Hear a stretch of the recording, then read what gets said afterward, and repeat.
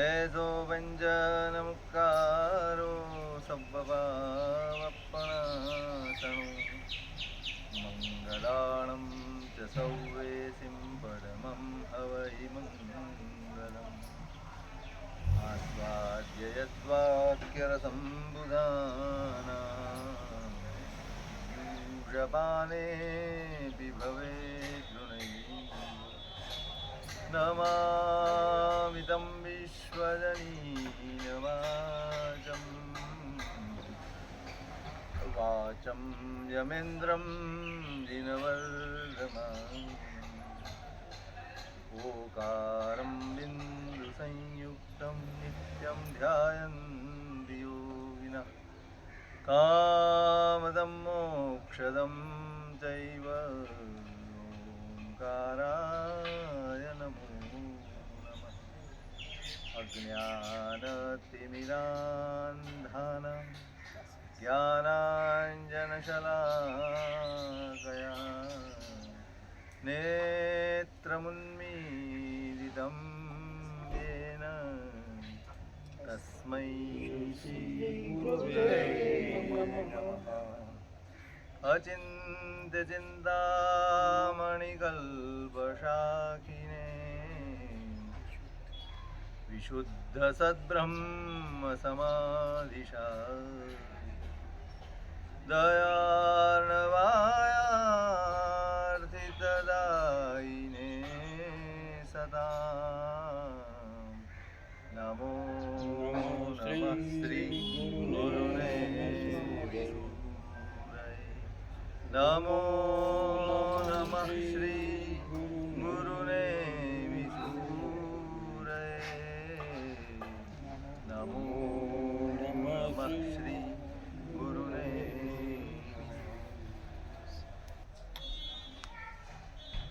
બહુ પુણ્ય યોગે આપણે એવું લોકોત્તર તત્વ પામ્યા છે, કદાચ આપણને અંદાજ પણ કદાચ આપણને એના પ્રત્યે જાગૃતિ પણ હજી જોઈએ ને એવા આપણે ગંભીર નથી.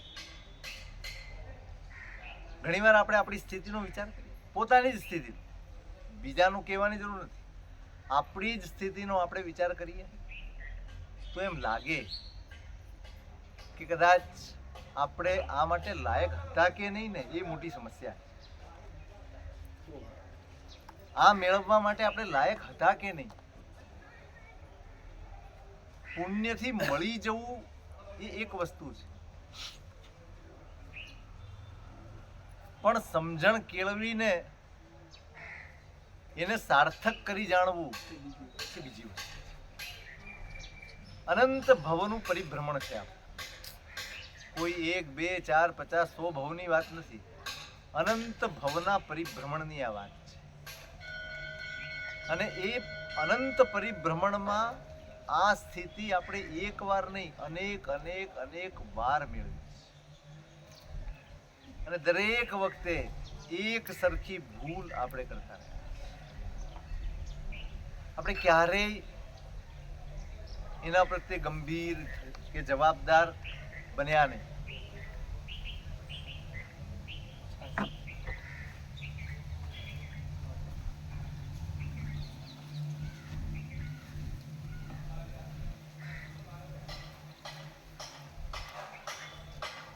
દરેક ઉપલબ્ધિને આપણે આપણા મન સાથે, આપણા શરીર સાથે, આપણા સંયોગો સાથે, આપણી પરિસ્થિતિઓ સાથે, એ બધા સાથે જોડીને જ હંમેશા વિચારીએ.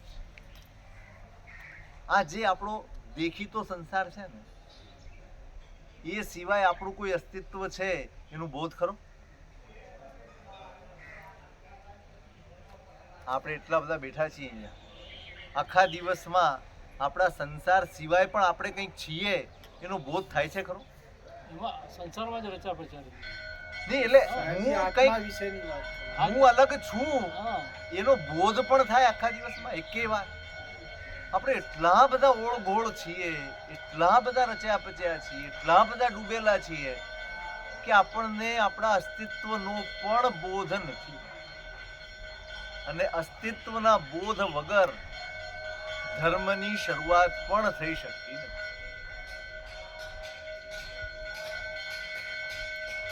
આત્મા વિશેનું એક સ્પાર્ક પણ જો અંદર ન હોય, મારો પોતીકો સાંભળીને તો આપણી પાસે છે, આપણે વર્ષોથી સાંભળ્યું છે આત્મા આત્મા આત્મા આત્મા, એટલે આપણે બોલીએ છીએ આત્મા, પણ એ શબ્દોની ફેંકા ફેંક છે, અનુભવનો ઉલ્લાસ એમાં ક્યાંય જ નથી. ક્યાં છે આત્મા શબ્દ બોલીએ ને મને રોમાંચ થાય? મેં તો અનુભવ નથી. આમ એક લહેરખી પવનની આવશે ને તો મને રાજીપો થશે, હાશ આટલા પડસેવામાં થોડો પવન આવે. કોનો રાજીપો? હું રાજી થઉં છું તો મારા શરીરથી, હું રાજી થઉં છું તો મારા મનથી, હું રાજી થઉં છું તો મારી પરિસ્થિતિઓથી, હું રાજી થઉં છું તો અનુકૂળતાથી. બસ મારા શરીરને, મારા મનને, મારા સંસારને, મારી પરિસ્થિતિઓને જો પ્રતિકૂળતા આવે તો મને હતાશા આવે, હું નિરાશ થઈ જાઉં, હું દુઃખી થઈ જાઉં, અને જ્યાં એની અનુકૂળતા આવી જાય ત્યાં હું રાજી થઈ જાઉં. આત્માની વાતથી હું ક્યારે રાજી થઉં? ભલે મેં આટલા વર્ષો સુધી સાંભળ્યું છે, ભલે હું બોલું છું, પણ હું અંદરથી પ્રતીતિપૂર્વક હા આત્માની વાત આવે ને મને રોમાંચ થાય કે ના ના ના આના કરતા કંઈક જુદો હું છું. એના કારણે શરીરનું અસ્તિત્વ છે, નહીંતર બાળી કાઢે. હવે એને ભૂલી જાય. જે હું છું એની સ્મૃતિ જ નહીં હોય, એની સમજણ જ નહીં હોય, તો આ ધર્મ, આ ક્રિયા, આ આરાધના, આ સાધના, આ તપશ્ચર્યાઓ આ કોના માટે છે? ક્ષણભર વિચારો તો ખરા કે આપણે કોના માટે કરીએ છીએ? સાહેબ છે બધું બંધ કરી દેવાનું, ના હોય તો મનમાં વિચાર આવે તો બંધ તો નહીં કરવાનું. તમે ખાતા હો અને તમારા શરીરમાં પચતું જ ન હોય, અનુકૂળ જ ન પડતું હોય, તો ખાવાનું બંધ કરો કે ન પચતું હોય એનો ઈલાજ કરો? તો ત્યાં ખાવાનું બંધ કેમ નથી કરતા? શરીર ટકાવવાનું છે ને, તો એ આત્મા ટકાવવાનો નથી. આત્મા તો પહેલા તો આત્મા છે. ધર્મની વાત આવે તે છોડી દેવાનું જ કેમ સૂચે છે? સુધારવાનું છે, છોડવાનું નથી. તબિયત સુધારો, નથી પચતું ને તો તબિયત સુધારો, ખાવાનું છોડી દો, કઈ વાંધો નહીં. ખોટી ગળીમાં નહીં હાલવાનું. જો કે જલ્દી પતી જશે છોડી દેશો તો. તું કરે ખાવાનું છોડી દો, જલ્દી પતે. ઉપર ચોંટી દઉં. હા, બીજું ઉપર જાઓ કે નીચે જ્યાં જાઓ આ છૂટી જાય.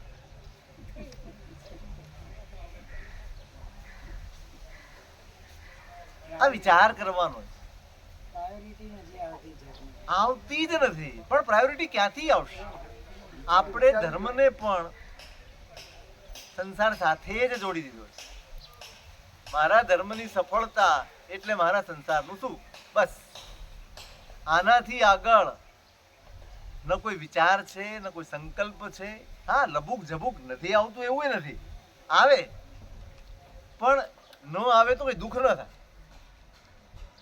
ન આવે તો મને કઈ દુઃખ નથી થતું કે આજે આખા દિવસમાં એક પણ વાર મને મારા આત્માનો વિચાર નથી આવ્યો, એનું મને દુઃખ નથી. સમ્યક રંગ શાળામાં શરૂઆતમાં જ એક ગાથા આવે છે, દિવસંતો પખંતો માસંતો છમ્માસંતો વરિસંતો, એવું લખ્યું છે. દિવસના છેડે, કદાચ દિવસે નહીં તો પખવાડિયાના છેડે, એ વીતી જાય તો મહિનાના છેડે, એ ન હોય તો 6 મહિનાના છેડે, એ કદાચ વીતી જાય તો વર્ષના છેડે. આટલા વખતમાં પણ જેના ચિત્તમાં સંવેગ નથી જાગતો, સંસાર પ્રત્યેનો વૈરાગ્ય નથી જાગતું, આત્માના હિતની ચિંતા નથી જાગતી, એ કાં તો દુર્ભવ્ય હોય કાં તો અભવ્ય.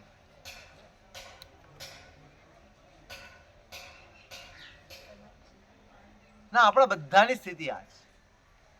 આપણે આત્માનો વિચાર કરતા આવીશું ને તો પણ એમાં ચિંતા ઝલકતી નથી, એમાં કોઈ દુઃખ કે ખેદ કે બધું જ કામ અટકી પડે. ખાવાનું ભૂલી જવાય, ઊંઘ ઉડી જાય, કોઈની સાથે વાત કરતા હોઈએ તો હવે ધારો કે અચાનક ધંધામાં કે વ્યવહારમાં ક્યાંય પણ ફ્લક્ચ્યુએશન આવ્યું હોય, ઊંચું નીચું થયું હોય, અને આપણા મન ઉપર એનો બોજો હોય, અને એવા જ વખતે ઘરે કોઈ મહેમાન આવે તો તમે બેસો તો ખરા, એની સાથે વાત કરો તો ખરા, પણ કેવી રીતે કરો? મન હોય નહીં. મન હોય જ નહીં. ઉચાટમાં જ મન હોય. તમે વાતે કરતા હો, હસતા પણ હો, પણ તમારો જીવ ત્યાં હોય. પેલા આનંદગંજીના નામે પેલી સજાય ચાલે છે ને, મનાજી તું તો જીન ચરણે ચિત્ત લાય, ચાર પાંચ સાહેલી મલી રે, હિલમિલ પાની જાય, તાલ દીએ ખડખડ હસે રે, પણ વાંકું ચિત્તડું ગાગરિયામાં. માથા ઉપર ગાગરીઓ મૂકી હોય, 1 2 3 4, હા બેડા 3 3 4 4 મૂક્યા હોય, બધી જ સહેલીઓ સાથે ચાલતી હોય, પાણી લઈને આવ્યું હોય, હસે, એકબીજાને તાળી આપે, બધું જ કરે, મન ક્યાં પડે નહીં. બસ એમાં જ એનું ચિત્ત હોય, હસતા હોય, રમતા હોય, બધી જ આખી દુનિયાની વાત કરે, મન ત્યાં. મન એવું જોડાયેલું હોય, બીજું કંઈ જ કરવાનું નથી. તમારી પ્રવૃત્તિ ન બદલાય તો ચાલશે, પણ આ વૃત્તિનો તાર છે ને આત્મા સાથે જોડાઈ જશે ને તો આ ભવનો ફેરો સફળ થશે. બાકી અનંત વાર ધર્મ પામ્યા પછી પણ કોઈ ફળ મળવાનું નથી, કોઈ પરિણામ થવાનું નથી. જો અંદરનો તાર જોડાશે નહીં ને બધું જ વ્યર્થ છે.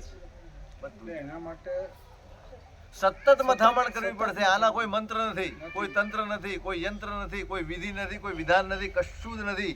તમારી પોતાની અંદરની ઈચ્છાઓ, એ જ અંદરનો સંકલ્પ એ જ કામ કરશે. પોતાનું લક્ષ્ય ચૂક્યા છે એ બરાબર છે. ચૂક્યા ક્યાં? બાંધ્યું જ નથી. બાંધે તો ચૂકે માણસ. બાંધ્યું છે? એ તરફ દ્રષ્ટિ જ નથી પ્રભુ. બાંધ્યું જ નથી, લક્ષ્ય જ નક્કી નથી કર્યું તો ચૂકવાનું તો આવે જ ક્યાંથી? તો દિવસમાં ઓછામાં ઓછો એક વાર પણ આત્માના હિતની ચિંતા થવી જોઈએ. એટલે સામાયિક આપ્યું હતું. સામાયિક કેમ આપ્યું હતું આપણને? પોતાની સાથે રહી શકે. સામાયિક જ એટલા માટે આપ્યું હતું કે બધેથી તમે સંકેલાઈ અને તમારી જાત સાથે તમે સમય વિતાવો, તમારું પોતાનું નિરીક્ષણ કરો. તમે જે કંઈ કરી રહ્યા છો, કોના માટે કરી રહ્યા છો, પૂછો તમારી જાત. એમાંથી પાછા ફરવા માટે શું કરવું જોઈએ એનું ચિંતન તમે કરો. આપણે તો બધું જ એવું કરી નાખ્યું છે ને. તમે કોઈને સામાયિક શીખવાડો તો શું શીખવાડો? તમે કાંઈ લેતા પાડતા શીખવાડી શકો, સામાયિક શીખવાડી શકો? લક્ષ્યનું તો ના બધા ક્રિયા શીખવાડી શકે છે, ધર્મ કોઈ શીખવાડી શકતું નથી. દિવસે, પખવાડીએ, મહિને, 6 મહિને એકેય વાર આપણને આત્મા ન સાંભળે, એનું હિત જ યાદ ના આવે, એની ચિંતા જ ન થાય. આ પહેલા મેં કીધું ને હમણાં, જરાક ધંધામાં વ્યવહારમાં ક્યાં ગડબડ થઈ હોય, વાત કરીએ પણ મન લાગે જ નહીં, મન લાગે જ નહીં, ત્યાં જ હોય. કેમ થશે, કેમ થશે, કેમ થશે, એમ સંસારના બધા જ વ્યવહારના ભાવતો હોય. છોકરા છોકરીઓના લગ્ન પણ કરતો હોય, કોકના પરિવારમાં હોય તો ત્યાં વ્યવહારમાં પણ જતો હોય, ધંધા ધાપા બધુંય કરતો હોય, બધું જ કરે, પણ મન ક્યાં? મન ક્યાં? અનુસંધાન કરવું. આપણે શરીરને તો જોડી દીધું પણ મનને જોડવાનું ચૂકી ગયા. જોડ્યું? પૂજા કરવા આવે છે, સામાયિક કરે છે, માળા ગણે છે, તપશ્ચર્યા કરે છે. કોણ કરે છે બધું? કોણ કરે? કોઈ ક્રિયા જ્યારે થઈ ગઈ, હા બસ કર્યું, આત્મા માટે કર્યું, પણ કાંઈ મળ્યું? બનતી તો કરીએ જ છે ને. એવું લાગે કે મેં કર્યું એટલા મારા બનતી તો કરીએ જ છે ને. મન જ તમે મનથી કરો છો પણ કેમ કરો છો એ તમને ખબર નથી. લક્ષ્ય વગર. કેમ કરો છો? આ તો બહુ સારું મળે. હા એટલે આવતો ભાવ તો જોઈએ જ છે. મોક્ષ નથી. જ્યાં સુધી ભાવ જોઈએ છે ત્યાં સુધી આ ધર્મનું કોઈ કામ નથી. ભાવ જોઈએ છે, તમારે સારો ભાવ જોઈએ છે. મોક્ષ નથી જોઈતો ને? મોક્ષ નથી જોઈતો ને? મોક્ષ તો મળવાનો જ નથી. નથી મળવાનો? ખરા? બરોબર માતા નહીં મળે. ના ના એવું ના. સાંભળો સાંભળો સાહેબજી બોલે. આભોમાની ક્ષણમાં મળી જાય. આપણે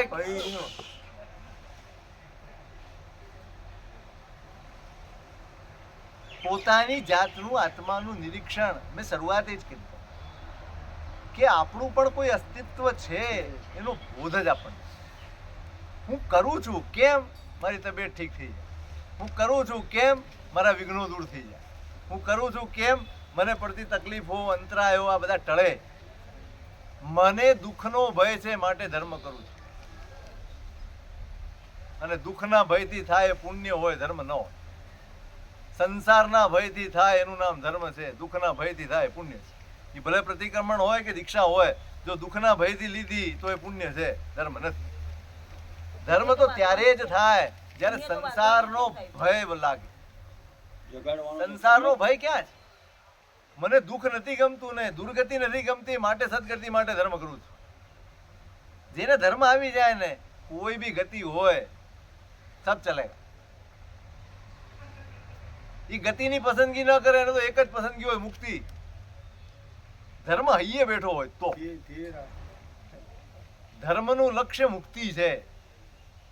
સદગતિ તો એની અંદર આવ્યા જ કરે. સદગતિ આવે કે દુર્ગતિ આવે, જે આવવું હોય આવે. શ્રેણિકને નરકમાં જવાનું થયું. ક્યાં ગયા શ્રેણિક? એ જ્યાં સુધી સમ્યક તો નહોતા પામ્યા, પ્રભુને નહોતા પામ્યા, એ પેલા આયુષ્ય બંધાઈ. કકલાટે ઘણો કર્યો, મારે નથી જવું. કોને જવું ગમે દુર્ગતિમાં? કોઈને ન ગમે. દુઃખ કોઈને ગમતું, પણ ધર્મનો પ્રારંભ તો સંસાર નથી ગમતો કે સંસારથી છૂટવું. અહીંના સુખ પણ અને અહીંના દુઃખ પણ કશું જ કરવા લેવા જેવું નથી, કશું જ મેળવવા જેવું. સંસારનો ભય જાગે પછી જે ક્રિયા થાય, પછી જે આરાધના થાય, એ ધર્મ. એમાં પ્રણિધાન આવે, એમાં બધું જ આવે. નહીતર તો આપણું પ્રણિધાન પણ શું હોય?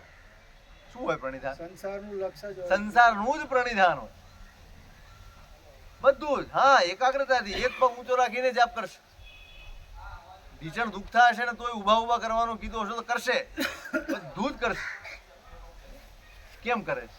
કે આત્મા માટે કશું સહન કરવા તૈયાર નથી. પોતાના સંસાર અને પોતાના અંતરાયો એને ટાળવા માટે બધું જ સહન કરવા તૈયાર. આપણે સહન નથી કરતા એવું નથી, ઘણું સહન કરીએ. પણ વિચારજો કે હું સહન કરું છું એમાં લક્ષ્ય શું છે? હું સહન કરવા તૈયાર થઉં એમાં લક્ષ્ય શું છે? મારે મારા આત્મા માટે અઠ્ઠમ કરવો હોય તો, અને મારું કામ સિદ્ધ કરવા માટે અઠ્ઠમ કરવો હોય તો, બેમાંથી શું થાય? એકમાં પુણ્ય બંધાય, એકમાં ધર્મ થાય. હું કયો કરું? પહેલી વાત એ છે, હું કયો કરું. ગમે ત્યારે અઠ્ઠમ કરી શકો? કેમ? કેમ પોષ દસમી અઠ્ઠમ થાય એવું? 12, 13, 14 અઠ્ઠમ થાય કે ન થાય? લાભ વધારે કીધો ને, લોભી લાભ તો આરાધનાનો લાભ ગમે ત્યારે છે. ત્યારે થઈ જાય. પોષ દસમ જાય પછી અઠ્ઠમ કરવો તો થાય કે ન થાય? થાય. થાય કરો, પણ કરીએ.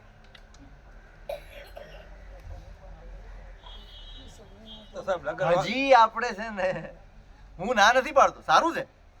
ભલે કોઈક નિમિત્તે આપણે કરીએ છીએ, નિમિત્ત પામીને કરીએ છીએ, પણ ધીમે ધીમે ધીમે ધર્મ નિમિત્તોથી ઉપર ઉઠીને સહજ ધર્મ સુધી પહોંચવાનું. હવે આઠમે જ આંબિલ કરવું એવું નહીં. રવિવાર છે ને ક્યાંય નથી જવાનું તો આંબિલ કરી લેવાનું. હવે આજે શું થાય આંબિલ? આપણે તો પ્રશ્ન કોઈ પચકાણ લે ને, એટલે આજે કેનું આંબિલ? આજે આઠમ નથી, આજે 14 નથી, આજે પાંચમ નથી, તો આંબિલ કેમ કરે છે? એટલે પણ કેમ ન થાય? તિથિ તો રોજ હોય છે ને સાહેબ. કે આપણી મેન્ટાલિટી એવી થઈ ગઈ છે કે આપણો બધો ધર્મ એ દિવસોમાં, એ નિમિત્તોમાં બંધાઈ ગયો. આનાથી જુદું કોઈ પણ કરે ને એટલે આપણને સવાલ થાય. પણ થાય કેમ ન થાય? ગમે ત્યારે થઈ શકે. શું વાંધો છે ભાઈ? આ નિમિત્તો તો આપણી બાળ બુદ્ધિ છે ને, એને સ્થિર કરવા માટે આપવામાં આવે.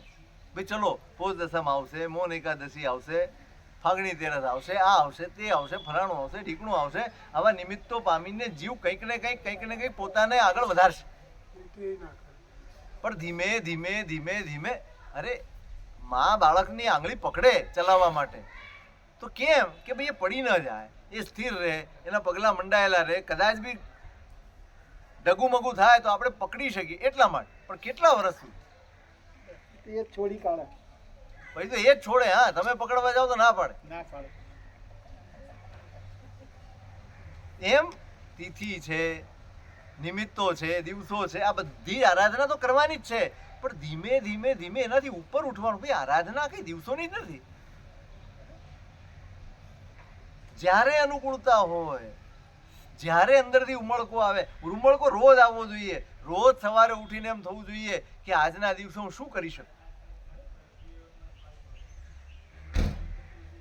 પંચસૂત્રમાં છે કે શ્રાવક સવારે ઉઠે ને એટલે પહેલો જ વિચાર કરે કો મમ કાલો કિમ યસ ઉચિયમ, કયો સમય છે, હું ક્યાં છું, કોણ છું, મારું કુળ શું છે, મારો ધર્મ શું છે, આજે શું કરવા યોગ્ય છે મારે, આ બધું પથારીમાંથી ઉઠીને પહેલા વિચાર કરે ને પછી પગ નીચે મૂકે. અહીં તો ઉઠે ત્યારે જ હાંફળો ફાંફળો હોય,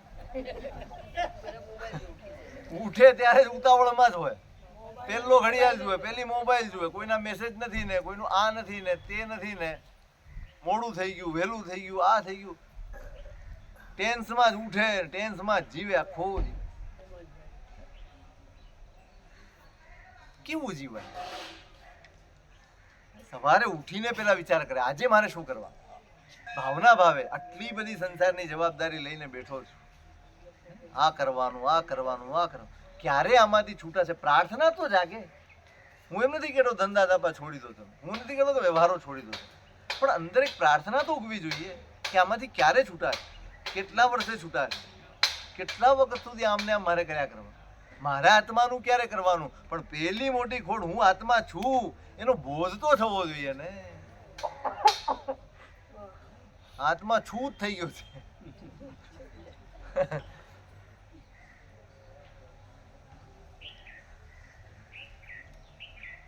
અમૃત મળ્યું છે આપણે, બસ આપણી સમજણના અભાવે, આપણી ગંભીરતાના અભાવે, જવાબદારી નહીં સમજવાના કારણે આપણે અનંત ભવમાં અનેક વાર આ વેડફ્યું છે.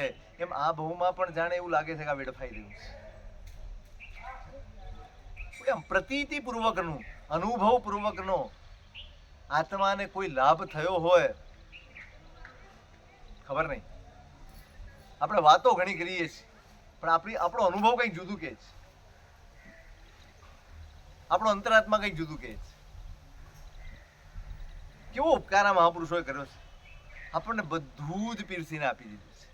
આમ કરો, આમ કરો, આમ કરો.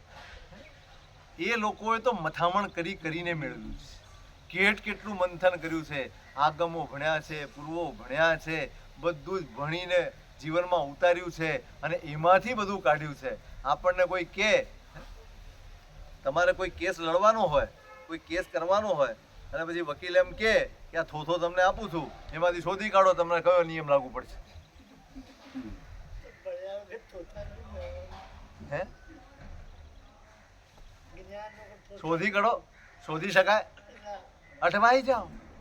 એની બદલે પેલો તમને બતાડે કે ભાઈ તમારો આ કેસ છે અને એમાં આ કાયદો લાગશે, આમાં આ રીતે બચાવ થઈ શકે કે આમ થઈ શકે તેમ થઈ શકે, એટલે તમને પૂરું ફીસ આપો એટલે છૂટા. જ્ઞાનીઓ એ કામ કર્યું છે આપણામાં. દરિયો છે શ્રુતનો, શ્રુતનો દરિયો છે. એ દરિયામાંથી મને હવે આપણા જેવા બાળ જીવો, એમાં આળસુ, રુચિ વગરના, કેટલી રુચિ, મને એમ કહો કેટલી રુચિ, સાચું કહો કેટલી રુચિ. આપણી રુચિનું કોઈ લેવલ વધ્યું? આટલા વર્ષોથી આ ધર્મ ક્રિયા કે આરાધના કે કંઈ પણ કરીએ છીએ, કઈ ક્રિયા કરવાનું આવે ત્યારે રોમાંચ થાય. આમ અંદર સતત ઝંખના હોય, ક્યારે મળે, ક્યારે મળે, ક્યારે મળે, ક્યારે મળે, એવું કઈ ક્રિયા માટે, કઈ આરાધના માટે? આટલા બધા નબળા સત્વવાળા આપણે જીવો, એમને પણ કોઈક અંશે પણ આ ધર્મ ઉતરે, એમને પણ સમજાય, એના માટે કેટલી મહેનત આ મહાપુરુષોએ કરી છે, કેવી મહેનત કરી છે. આ શ્રુતના સાગરમાંથી, દરિયામાંથી વીણીને આપણા માટે આટલું સરળ કર્યું. 20 ગાથામાં દરિયો ઠાલવી. શું જોઈશે તમારે? તમારે ક્રિયા કરવી છે, તમારે તમારી ક્રિયાને આરાધના બનાવવી છે, તમારે તમારી ક્રિયાથી આત્મશુદ્ધિ સુધી પહોંચવું છે, તમે આટલું કરો. અને આપણે કેવા દુર્ભાગી છીએ, બધું જ જાણીએ છીએ, નથી જાણતા એમ નહીં બોલતા, સમજીએ છીએ, સાંભળ્યું છે, બધું જ છે, અને છતાંય કોઈ ક્રિયા વખતે આપણને કશું જ યાદ નથી, ઉપયોગ નથી એનો. કેમ નહીં? કેમ આપણને ચિંતા ના થાય? ડોક્ટરે કીધું હોય કે આ નહીં ખવાય ને આ ખવાશે, આટલું જ ખવાશે ને આટલું નહીં ખવાય, આ રીતે દવા લેવાશે ને આ રીતે નહીં કરાય, કેટલું ધ્યાન રાખો, કેટલું ધ્યાન રાખો, કેટલું ધ્યાન રાખો. બાજુવાળો માંદો હોય ને એને જે કીધું હોય ને એનું ધ્યાન તમે વધારે રાખો. પેલો ગરબડ ન કરી જાય, ડાયાબિટીસ વાળો મીઠાઈ ન ખાઈ જાય એટલે તાળા મારી. બહુ સારું ઉડાણમાં જવું પડે ધર્મના અર્થી બનવું હોય તો. તાળા મારી દો તમે કે ભાઈ આના હાથમાં ન આવવું જોઈએ, કારણ કે આને નુકસાન થઈ જાય. કોકને નુકસાન થાય એની ચિંતા કરનારા આપણે, આપણી જાતને નુકસાન થાય એની કોઈ ચિંતા આપણે કરતા. સૌથી મોટો પ્રશ્ન જે છે, સૌથી પહેલા તો મારામાં એ અર્થિતા જાગવી જોઈએ, બહુ ઉડાણમાં જવું પડે. આત્માર્થીપણું તો જાગવું જોઈએ પહેલા. જ્યાં સુધી મારું આત્માર્થીપણું જ જાગૃત નહીં થાય ત્યાં સુધી આ ધર્મ કે આ ક્રિયાઓ આ બિલકુલ બાળ ચેષ્ટા બની રહેશે, તદ્દન બાળ ચેષ્ટા. બસ સાંભળ્યું છે, કુળ પરંપરાથી મળ્યું છે અને હું એ પ્રમાણે કર્યા કરું. આપણા વડીલો આપણને લઈ આવ્યા, એમણે આપણને આ શીખવાડ્યું, હું કરું છું. મેં પ્રગતિ શું કરી? તમારા વડીલોએ તમને ઓફિસ આપી દીધી, તમને શીખવાડી દીધું, ભણાવી દીધું, તો તમે એવા ને એવા છો કે તમે એમાં કંઈક ડેવલપ કરી શક્યા, તમે વિકાસ કરી શક્યા? તો તમને વડીલોએ જેવી ક્રિયા આપી, પૂજા કરવા મોકલ્યા હતા, પૂજા કરો છો, સામાયિક કરાવી દો, સામાયિક કરો છો, પ્રતિક્રમણ કરવાની ટેવ પાડી તો એ કરો છો, તપશ્ચર્યાનું કીધું એ કરો. તમે વિકાસ શું કર્યો? અઠમની બદલે 28 કરે એટલે વિકાસ થઈ ગયો, 28 ની બદલે માંસ ખમણ કરો એટલે વિકાસ થઈ ગયો. સમાજ કેળવણી. શું વધ્યું?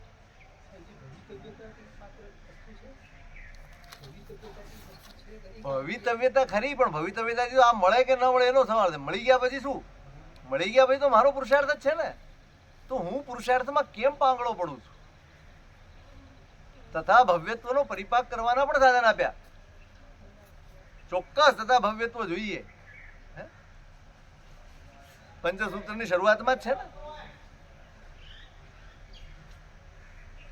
ભવ્યતા છે તો આજે અહીંયા આયા, પણ પછી અહીંથી લઈને શું જઈશું એમ? અણાઈ જીવે અણાઈ જીવસ્ય ભવે અણાઈ કમ્મ સંજોગ નિવત્ય દુઃખ રૂવે દુઃખ ફલે દુઃખાણું વંદે એયસ્તણમ ઉચ્ચિત્તે શુદ્ધતમ. સંસારનું સ્વરૂપ આપ્યું, દુઃખ રૂપ છે. સંસારનું સ્વરૂપ પણ દુઃખ, સંસારનું ફળ પણ દુઃખ અને સંસારની પરંપરા પણ દુઃખ. તો પછી આનો ઉચ્છેદ કેમ કરવો? આમાંથી બહાર કેમ નીકળવું? એયસ્તણમ ઉચ્ચિત્તે શુદ્ધતમ. જ્યાં શુદ્ધ ધર્મ હશે ત્યાં સંસારનો છેદ આવશે. શુદ્ધ ધર્મ શબ્દ વાપર્યો છે, બરાબર યાદ રાખજો. માત્ર ધર્મ નહીં, હું કરી લઉં અને ધર્મ થઈ ગયો ને એનાથી સંસાર. શુદ્ધ ધર્મ જોઈએ. અહીંયા શુદ્ધની જ વાત કરી શરૂઆતમાં, પરિશુદ્ધો વિનય. શુદ્ધ ધર્મ કેવી રીતે મળે? અગ્રતા લાવી શુદ્ધ પડે. ધમ્મ સંપત્તિ પાવકમ વિકમાવ. પાપ કર્મ ઓછા થાય તો શુદ્ધ ધર્મની પ્રાપ્તિ. ફરી પ્રશ્ન આવ્યો, આ પાપ કર્મ ઓછા કેમ કરવા? તથા ભવત્તાય ભાવાઓ, તથા ભવ્યત્વનો પરિપાક થાય તો તમારા પાપ કર્મ ઓછા કરવાના તમને નિમિત્તો મળે, તમે કરો. હવે આ તો વળી નવી વસ્તુ.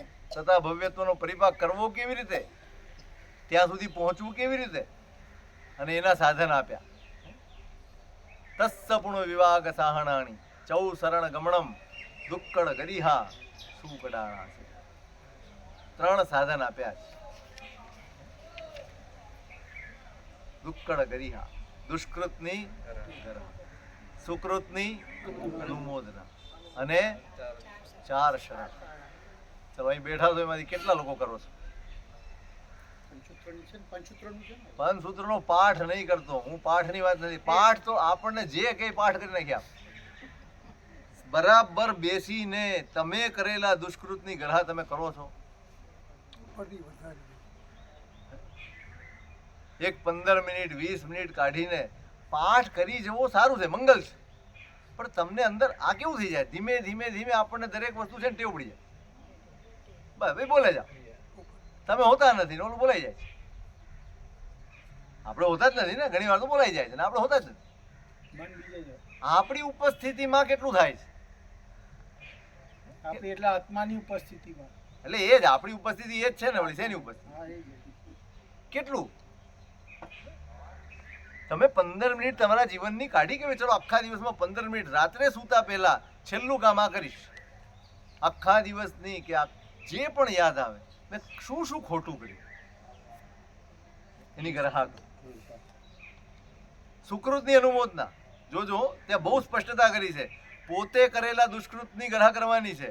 સુકૃત તો કોઈનું પણ હોય એની અનુમોદના, ખાલી મારું નહીં. મેં આમ કર્યું તો અહંકાર આવી જશે, તો પાછું અભિમાન આવી જશે. એટલે દુષ્કૃત અરે સુકૃત જેણે પણ કર્યું હોય, જ્યાં પણ સાંભળ્યું હોય, જોયું હોય, જાણ્યું હોય, જેનું પણ હોય, તમારા દુશ્મનનું હોય તો પણ એની અનુમોદના કરવાની. અને 4 શરણા, હરિહંતે શરણમ પવજ્જામિ, સિદ્ધે શરણમ પવજ્જામિ, સાહુ શરણમ પવજ્જામિ, અને કેવલી પન્નતમ ધમ્મમ શરણમ પવજ્જામિ. પંચસૂત્રમાં પાઠ વાંચો ને, એવા અદ્ભુત વિશેષણો આપ્યા છે આ 4, હરિહંતના, સિદ્ધના, સાધુના, ધર્મના. વાંચો તોય રોમાંચક.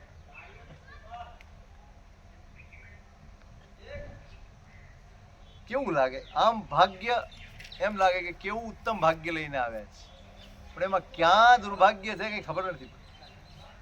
હાથ વગું બધું છે અને છતાંય આપણને સૂઝતું જ. કરો મહેનત, છતાં ભવ્યત્વનો પરિપાક થાય અને મારા પાપ કર્મ ખપે, મને શુદ્ધ ધર્મ પ્રાપ્ત થાય અને સંસાર છેદાય. આખો ક્રમ છે. નિરંતર એક ટેવ પાડો. વિનાશ આવવી જોઈએ, એ પણ મશીનરી, મિકેનિક નહીં થઈ જવું જોઈએ. આપણી દરેક ક્રિયા મિકેનિક થઈ જાય છે. આપણું હૃદય ક્યાંય ભળતું નથી. શરૂઆતમાં ક્યારેક કોઈ કે બહુ પ્રેરણા કરી હોય ને, ત્યારે એવો હોભાવ આવે, 2-4 દિવસ તો ટકે, પછી બધું હવા. આપણે પ્રયત્ન જ નથી કરતા કે ભાઈ આપણે અંતરથી, અંતરાત્માથી કરીએ, ભીંજાઈને કરીએ, ભીના થઈને કરીએ.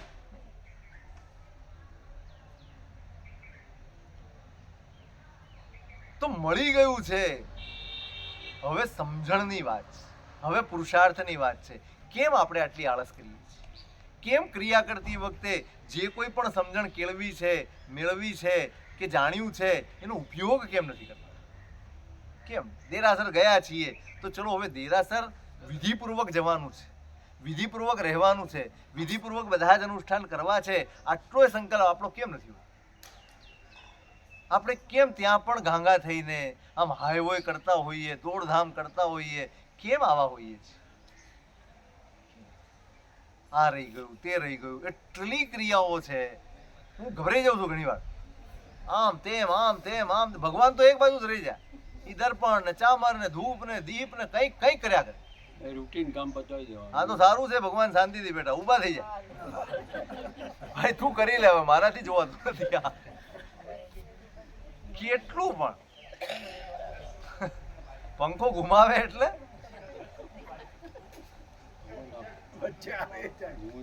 આમાં ક્યાં, મને એમ કહો, ક્યાંય આપણે આ એક વિધિ, બસ આટલું આટલું આટલું શાંતિથી. હું ઘણી વાર કહું છું, વારંવાર કહું છું, બેસો.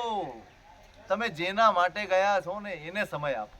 મને એક જગ્યાએ ચર્ચા થઈ હતી કે આ કેમ પહેલું ધૂપ કેમ, પછી દીપક કેમ, એવું એ કોઈ વિચાર આગળથી આવ્યું પહેલો ધૂપ કરવાનો. અરે કાંઈ હું કેમ કરું છું એ વિચારે, પછી ધૂપ દીપ વિચારે ને. મૂળ પરમાત્મા સાથે તમારું અનુસંધાન જોડાય.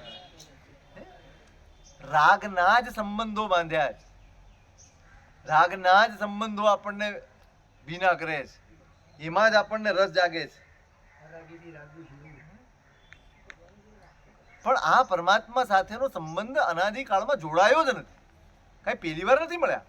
ભગવાન મળ્યા છે, આપણે ભગવાનનો ઉપયોગ કર્યો છે, ઉપાસના કરી છે. ભગવાનનો ઉપયોગ કર્યો છે, ઉપાસના કરી છે.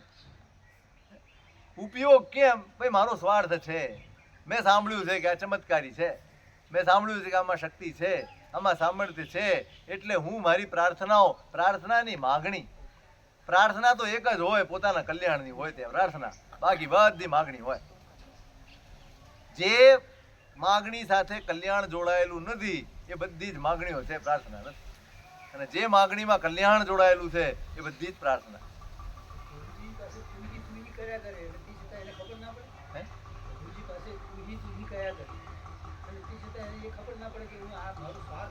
ટેપ રેકોર્ડ ને કઈ ખબર પડે? આપણે બધા ટેપ રેકોર્ડ છીએ, આપણે ટેપ રેકોર્ડ છીએ ને. તું આપણે સમજ્યા ક્યાં? આપણે બેઠા કોઈ ગુરુ ભગવંત પાસે બેઠા ક્યાંય સમજવાનો પ્રયત્ન કર્યો? ખાલી એક જ ક્રિયા કહું છું, દેરાસર, ખાલી દેરાસરની વાત કરું. આટલી જ એક ક્રિયા સમજાઈ જાય ને તો તમારી દેરાસરની આખી રોનક બદલાય, તમારી આખી સ્થિતિ બદલાય. માત્ર દેરાસર વિધિપૂર્વક કરો, આટલું શરૂ કરો. સાહેબ આટલા બધા ન કરે, આપણાથી કેમ થાય? અલા ભાઈ આપણે જ કરવાનું છે. શરૂઆત તો મારે જ કરવી પડશે.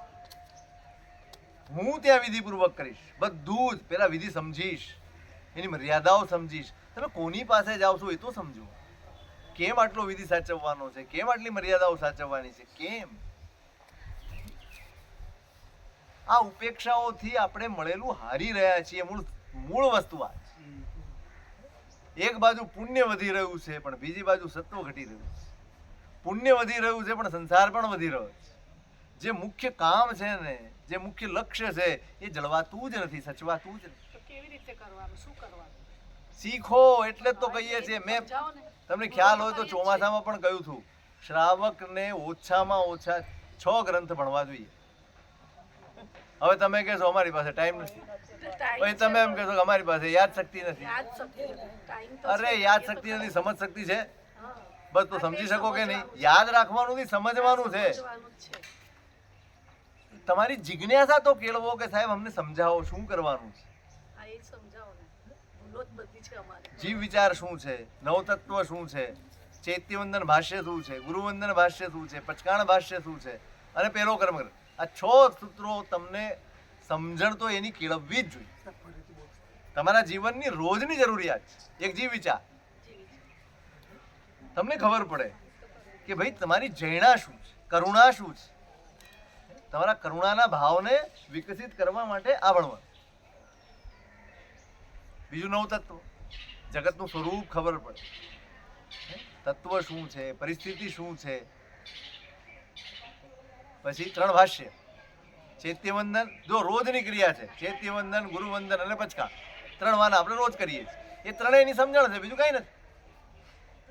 હમણાં આપણે આવશે, સવારે હું બોલ્યો સ્થાન, ઉર્ણ, અર્થ, આલંબન, અનાલંબન. તો ઉર્ણ આવશે ધારો કે શબ્દ, તો સૂત્ર કેવી રીતે બોલવા, ક્યાં અટકવું, ક્યાં પદ છે, ક્યાં સંપદા છે, કેટલા વર્ણ છે, કેવી રીતે એનું ઉચ્ચારણ થાય, આ બધી સમજણ જ નહીં હોય તો સૂત્ર કેવી રીતે બોલાશે? આપણે જે રીતે સૂત્ર બોલીએ છીએ એ રીતે એક ફિલ્મી ગાનું ગાઈ બતાવો. એક ફિલ્મી ગીત એ રીતે ગાઓ, તમને કોઈ સાંભળે? ન સાંભળે, પોતાને જ ના ગમે. ના ગમે. અને એ હાલતમાં આપણે સૂત્ર બોલીએ છીએ અને ભગવાનને સંભળાવીએ છીએ. કેવી રીતે બોલીએ છીએ આપણે? બધાની વાત છે આપણી. કેવું જાય, ન કોઈ લય હોય, ન કોઈ તાલ હોય, ન કોઈ સૂર હોય, ન કોઈ શબ્દો. એવા શબ્દો ભાગે, એવા ભાગે જાણે કઈ આગ લાગી હોય પાછી. હે? અર્થના અનર્થ થઈ જાય. કોને સંભળાવો છો? એક નમુથુણમ. નમુથુણમ શું છે? ભગવાન. તમે કોઈના વખાણ કેવી રીતે કરો? આવી રીતે કરો? મીઠી ભાષામાં. ના ના, એમ ઉતાવળે બોલો.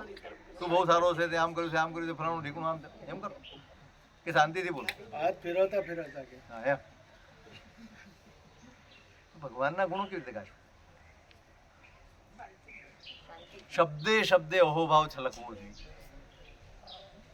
તમે હરિયંત ચિયાણમ બોલો ને, શ્રદ્ધાય, નેયાય, ધીયે, ધારણાય, અણુપ્યહાય, અને પછીનો શબ્દ બહુ મહત્વનો છે, વઢ્ઢમાણી.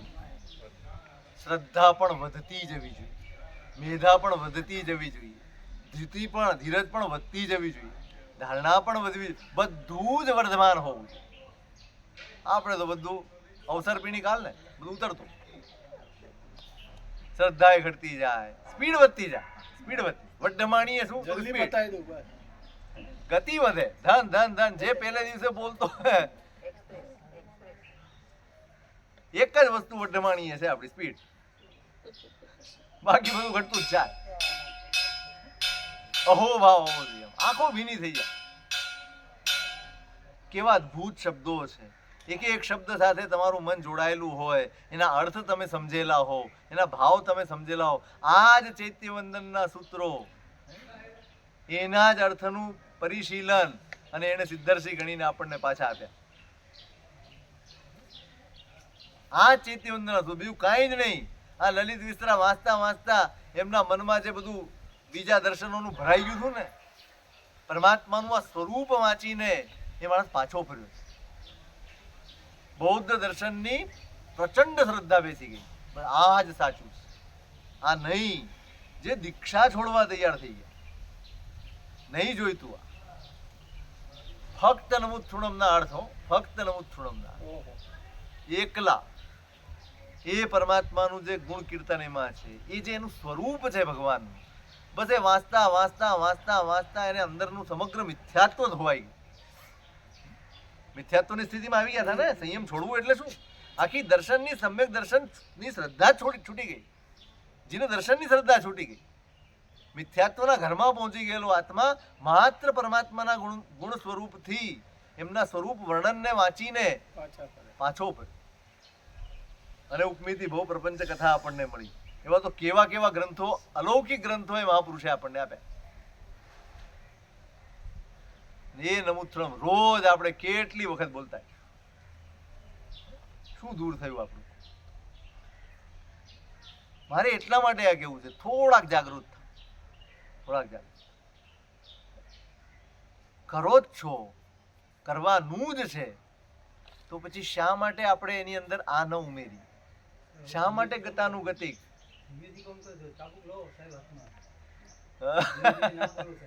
હું તમારી ભેગો છું બાપા. ચાબુક પેલું મારે મારવું પડે. ખરેખર આપણી બહુ સ્થિતિ દયનીય છે, બહુ સ્થિતિ દયનીય. જાણીએ છીએ અને કરીએ છીએ ને, એ મોટું પાપ છે, મોટું પાપ, બહુ જ મોટું પાપ. જાણવા છતાં, સમજવા છતાં, અંદરથી આવે છે અવાજ ને છતાંય આપણે એની ઉપેક્ષા, આપણે આત્માની ઉપેક્ષા કરીએ છીએ. અને એનાથી મોટો અધર્મ એક પણ નહીં. કોની ઉપેક્ષા? આત્માની ઉપેક્ષા છે. તમારા આત્માના હિતની ઉપેક્ષા છે. ક્રિયાની ઉપેક્ષા એ બીજી કાંઈ ભગવાનને કોઈ ફરક નથી પડવા. તમે એની સ્તુતિ ગમે તે રીતે કરો, તમે એની પૂજા ગમે તે રીતે કરો, તમે સૂત્રો ગમે તે રીતે બોલો, તમે વિધિ વિધાન ગમે, શું ફરક પડવાનો? આ શાસનને કોઈ ફરક પડવાનો? જે ફરક પડવાનો છે મારી આત્માને પડવાનો, જે ફરક પડવાનો છે મને પડવાનો. કોઈને કશો ફરક નથી પડવાનો. અને હું કોની ઉપેક્ષા? આ જેટલી પણ ગરબડ કરું છું ને બધાનું ફળ મારે ભોગવવાનું, બધાનું ફળ મારે ભોગવવાનું. હું મારા આત્માને જાણી જોઈને દુર્ગતિમાં નાખ્યો, જાણી જોઈને અહિત તરફ લઈ જયો, સમજણ પૂર્વક. આ કેવું? એટલે 3 ભાષ્ય, રોજની ક્રિયા. ચૈત્યવંદન રોજ કરવાનું, ગુરુવંદન રોજ કરવાનું, પચકાણ રોજ કરવાનું. તો પચકાણ શું છે? ગુરુવંદન શું છે? આશાતના શું છે? દેરાસરની 84 આશાતના શું છે? એ સૂત્રો કેવી રીતે બોલાય એ હું કહેતો. એક એક વર્ણ બોલાતો જાય, બોલાતો જાય. અરે અનંત ભવોના કર્મો ખપાવવાની તાકાત માત્ર શબ્દોમાં. તમને કાંઈ અર્થ આવડે કે ન આવડે, ક્યાંથી નીકળ્યા છે પેલા એ સમજો, કેમ તાકાત છે, એ કઈ ચેતનામાંથી પ્રગટ થયા છે એ સમજો. ગણધર ભગવંતોની નિર્મળ ચેતનામાંથી પ્રગટેલો શબ્દ, એમાં કેટલી તાકાત, કેટલી. તમે મંત્ર ગણો, તમને કોઈ ગુરુ ભગવંત મંત્ર આપે અને તમે ગણો, એના અર્થ સમજો છો? નથી સમજતા ને. શ્રદ્ધાપૂર્વક ગણો તો ફળ મળે છે ને. શેનાથી મળે? એ શબ્દો, એની તાકાત. એ જે પવિત્ર ચેતના છે ને, એમાંથી પ્રગટેલો શબ્દ માત્ર તમે અહોભાવથી બોલો ને તોય તમારા કર્મ ખપી જાય.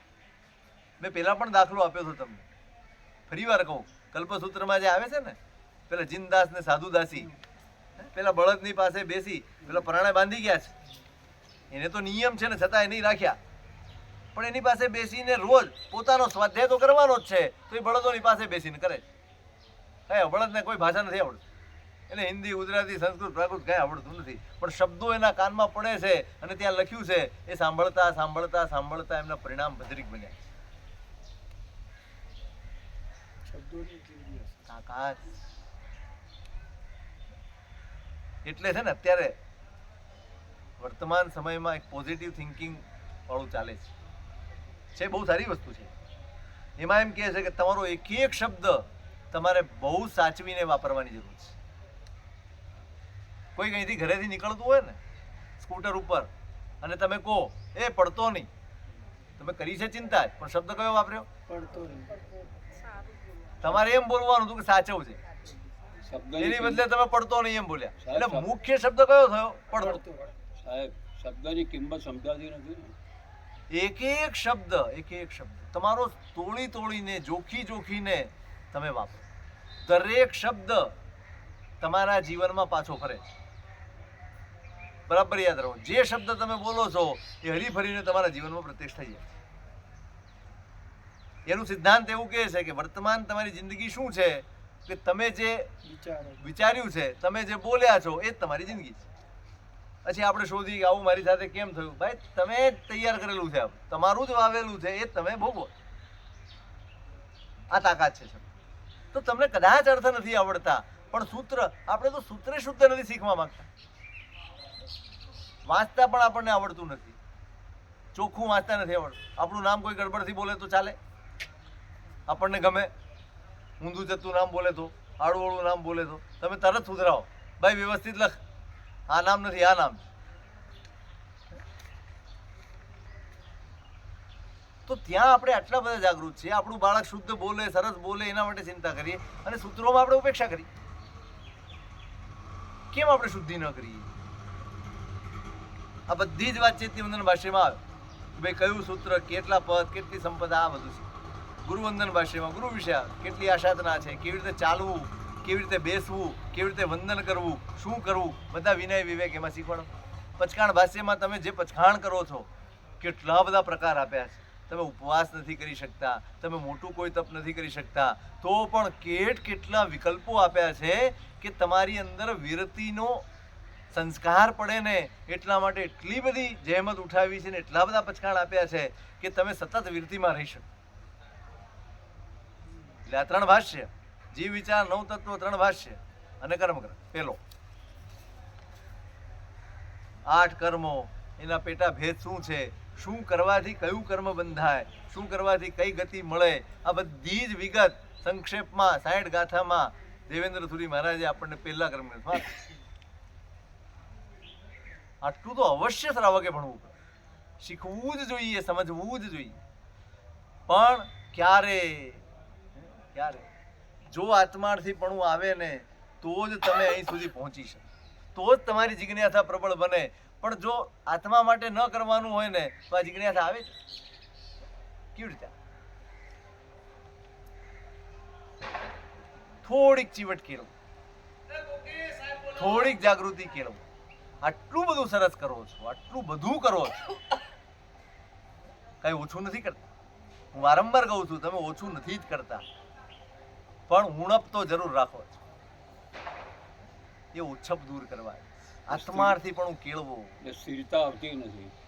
મહેનત કરો, મહેનત. બેસો, 10 મિનિટ કાઢો, ફરજિયાત કાઢો.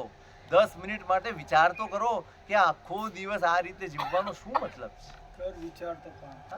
કર વિચાર તો. ટેવ પાડશો ને તો ઊંડાણ આવશે, ટેવ પાડશો તો વિનાશ આવશે, ટેવ પાડશો તો આત્મા પ્રત્યે તમારી જાગૃતિ વધશે.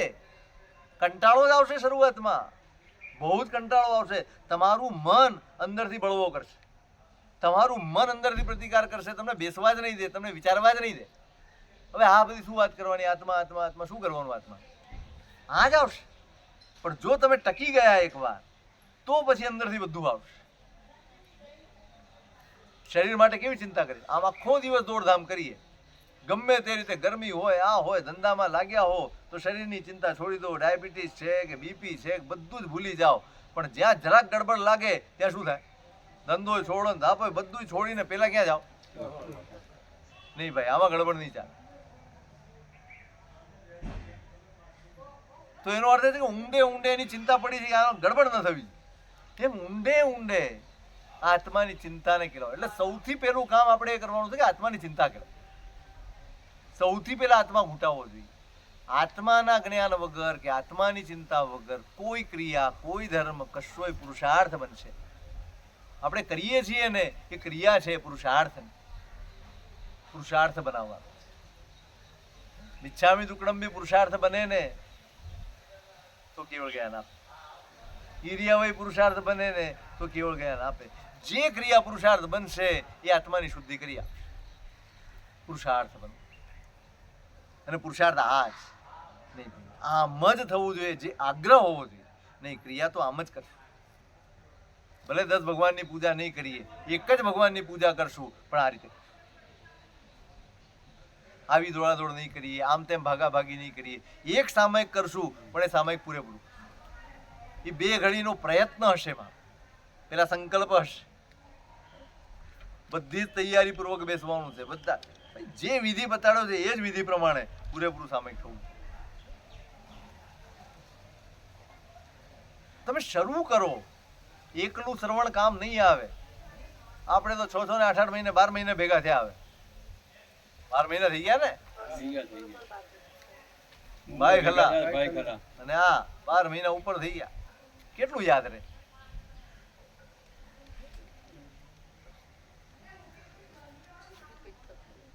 આ બધું જ માત્ર યાદ નથી રાખવા તમે જેમ જેમ ઉમેરતા જશો ને એમ એમ તમારા જીવનનો હિસ્સો બને સ્ટેપ બાય સ્ટેપ ધીમે ધીમે ધીમે ધીમે આગળ વધે પ્रणिधान આવ્યું કે નહીં ચિંતા તો થવી જોઈએ મારી પ્રવૃત્તિ એ પ્રવૃત્તિ યોગ બની કે નહીં ની ચિંતા થવી જોઈએ વિઘ્નજય માટે મેં કોઈ પ્રયત્ન કર્યા માંદગી આવે છે ટાટ તડકો લાગે છે ભૂખ તરસ લાગે છે મારી ક્રિયામાં આ બધી જ બાધાઓ છે તો એને દૂર કરવાનો હું પ્રયત્ન કરું છું ખરો ક્રિયા કરતી વખતે ધારો કે તમે સામયિક લઈને બેઠા અને ત્યાં તડકો આવી ગયો તો હું શું કરીશ ઊભો થઈ જઈશ કે પ્રયત્ન કરીશ ના હું એમ નથી કહેતો કે અત્યારે આપણી ક્ષમતા નથી ચાલો 5 મિનિટ તો બેસું પછી ઊભો થઉં મેં શું પ્રયત્ન કર્યા કે મારું મન જે વિચલિત થઈ જાય છે મારા મનમાં જે વિક્ષેપ ઊભો થઈ જાય છે એને દૂર કરવા માટે મેં શું પ્રયત્ન કર્યો કે પછી હું વિક્ષેપમાં જ કરું છું બધું જો અહીં સુધી નહીં પહોંચું તો એ ક્રિયા સિદ્ધ કેવી રીતે થશે અને સિદ્ધ નહીં થાય ક્રિયા તો હું બીજાને શીખવાડીશ શું બીજાને આપીશ શું પોતાને જ કઈ ઠેકાણા ન પડ્યા હોય તો હું બીજાને જોડીશ કેવી રીતે તો મારી પાસે પણ અશુદ્ધ છે તો હું બીજાને આપીશ પણ અશુદ્ધ એટલે પરંપરા શેની ચાલશે અશુદ્ધની પરંપરા કારણ કે જે તમારી પાસે શીખે છે એટલે જ દરેક ગ્રંથમાં આ શબ્દ ખાસ વાપર્યો છે અધિકારીને આપો અનધિકારીને નહીં ચૈત્યવંદનના સૂત્રો પણ અધિકારીને આપો કેમ કે તમારું જોઈને બીજો શીખી રહ્યો છે બીજો તમને જોઈ રહ્યો છે આ ભાઈ આટલા વર્ષોથી કરે છે માટે આ રીતે જ થાય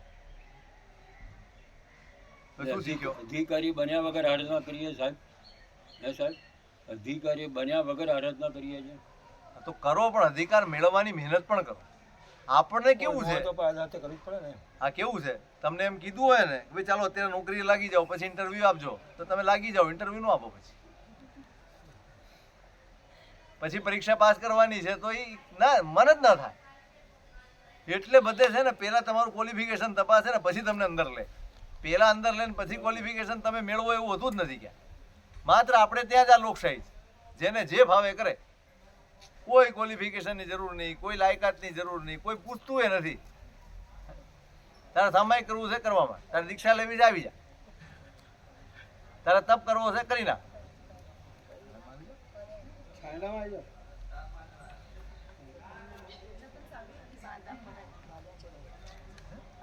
શું તમારું ધીમે ધીમે ધીમે ધીમે તમે અધિકારી બનો તમે સમજો કે ભાઈ અધિકાર કેવી રીતે મળે કેવી પાત્રતા જોઈએ હું કરું છું એ ક્રિયા મને જોઈને હું 25 વર્ષથી કરું છું તો મને જોઈને કોઈ શીખે છે કોઈ સમજે છે તો આ જવાબદારી મારી છે હવે એને શીખવું હોય તો શીખે હું શું કરું નહીં તમે જવાબદાર એ જ ને હું જે કરું એ શીખે એમ કે ભાઈ પ્રદીપભાઈ 15 વર્ષથી કરે છે તો એને તો આવડતું જ હોય ને એને આવડતું જ હોય એટલે એમ જ કરે છે એ રીતે એ કરતા હોય પ્રભુ ઓગે વગર ધર્મ કરે એટલે એટલું સમજો કે આપણી જવાબદારી દરરોજ વધી રહી છે જેમ જેમ દિવસો આપણા વધે છે એમ એમ જવાબદારી વધે છે પાત્રતા લાવવી પડે તો લાવવી જ પડશે એમ કેમ લાવવી જ પડશે ક્યારે ગંભીર થશું આપણે ક્યારે જવાબદાર બનશું આપણે હારી રહ્યા છીએ આપણો એક એક દિવસ એ હારવાનો દિવસ છે પરાજયનો દિવસ છે પરાજિત થઈ રહ્યા છીએ આપણી ઈચ્છાઓથી આપણી એશનાઓથી આપણા વિકલ્પોથી આપણા અભિગમથી બધેથી આપણે જે ગાંઠ વાળીને બેઠા છીએ ને એ જ પ્રમાણે આપણે કરીએ છીએ આપણે કશું જ બદલવા તૈયાર એના માટે કોઈ પુરુષાર્થ વિશેષ પુરુષાર્થ કરતા શું કર્યું મને કહો ક્રિયા માટે આપણે શું વિશેષ પુરુષાર્થ શું કર્યું આપણે સંખ્યા વધારી હશે પણ શુદ્ધિ નથી વધારી સામાયિક 1 ની 2 કરી હશે કે 2 ની 3 કરી હશે સંખ્યા વધી છે શુદ્ધિ કેટલી બધી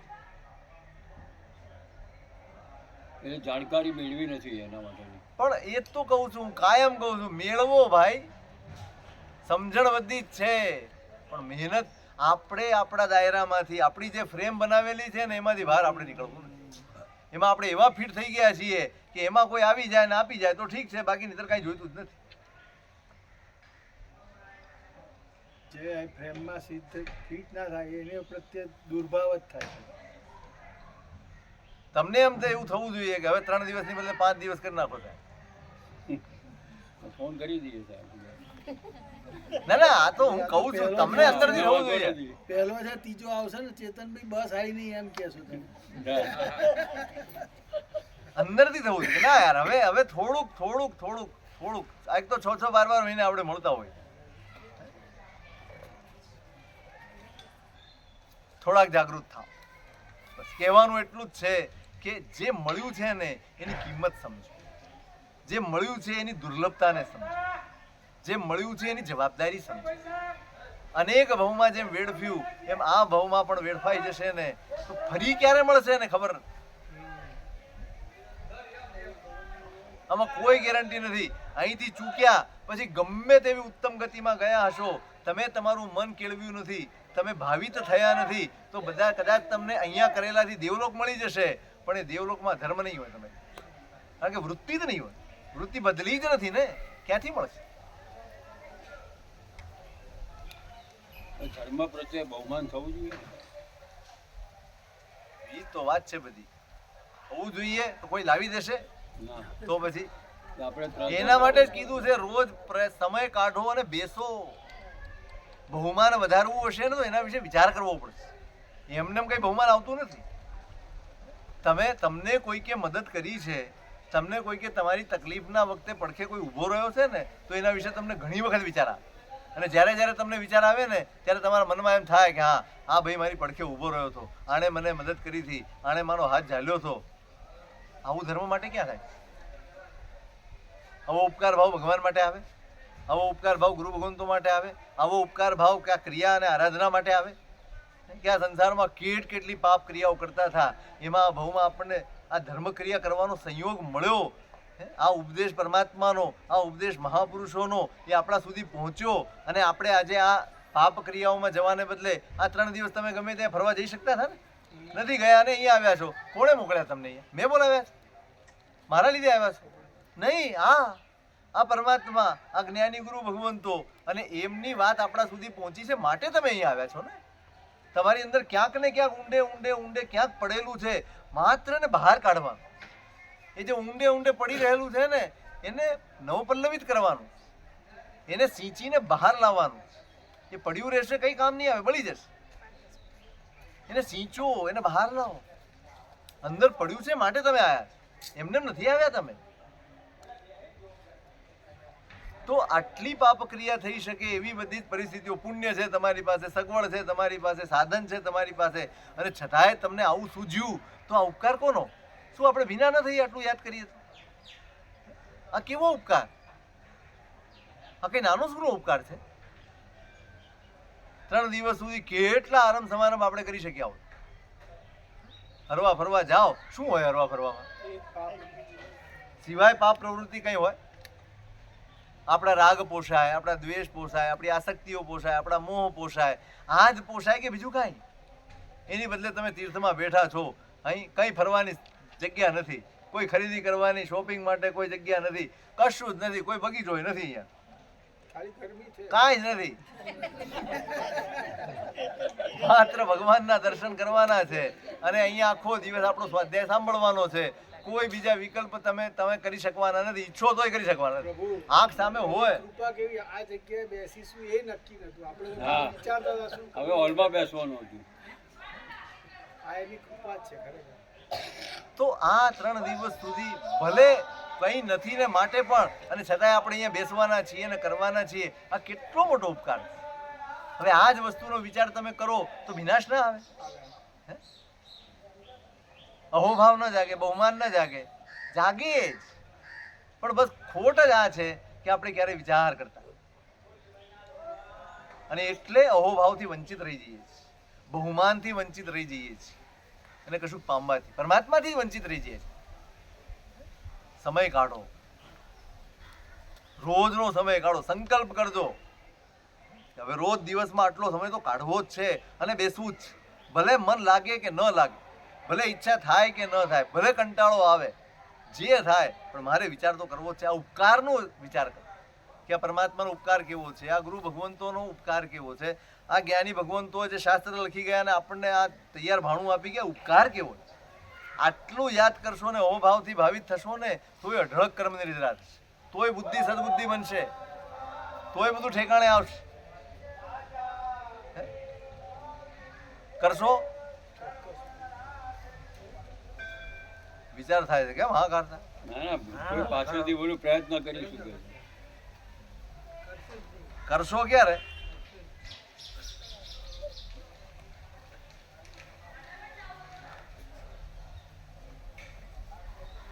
એટલે આપણી આ સામગ્રી એળે ન ચાલી જાય એની ચિંતા આપણે કરવાની, અને એની ચિંતાથી આ બધું બતાડ્યું.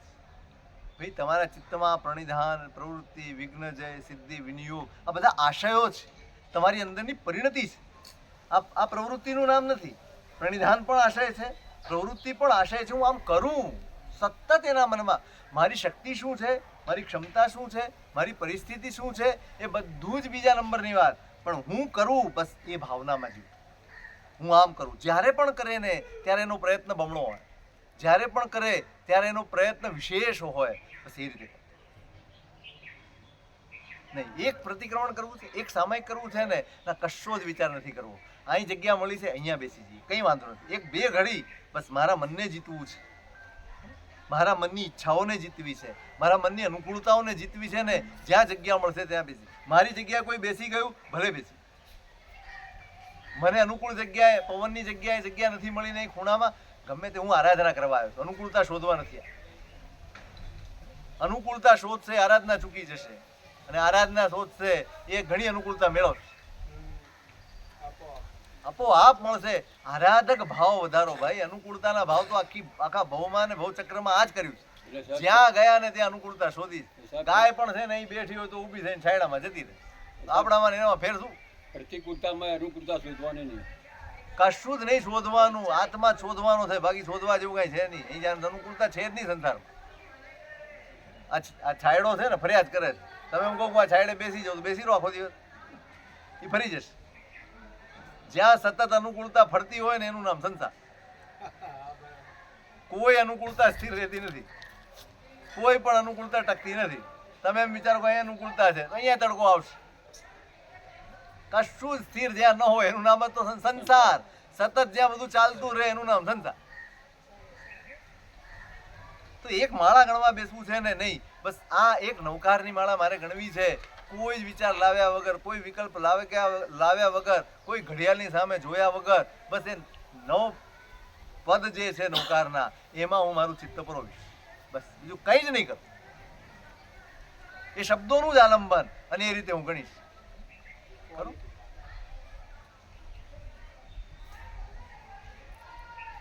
આવા સંકલ્પ પૂર્વક તમારી આરાધના થઈ. શારીરિક અનુકૂળતા ઓછી હોય, સંયોગો એવા તેવા હોય, ગમે તે પરિસ્થિતિ હોય, પણ ભાવ કયો હોવો? મહત્વનું છે ભાવ. તમે જે કરો, મેં સવારે કીધું ને, સૂતા સૂતા ખાવું પડે ને તો આપણને તકલીફ થાય છે, નથી ફાવતું એમ આપણે અંદરથી કહીએ છીએ કે ભાઈ આ નથી ફાવતું, મને બેઠા બેઠા જ ખાવું. કારણ કે ખબર છે કે બેઠા બેઠા જ ખવાય. એમ ક્રિયામાં થવું જોઈએ. બેઠા બેઠા ક્રિયા કરવી પડે કે સૂતા સૂતા ક્રિયા કરવી પડે, એવા સંયોગો આવે ને ત્યારે મનમાં વેદના. એ વેદના છે ને એ કર્મનિર્જરાનું સાધન બનશે.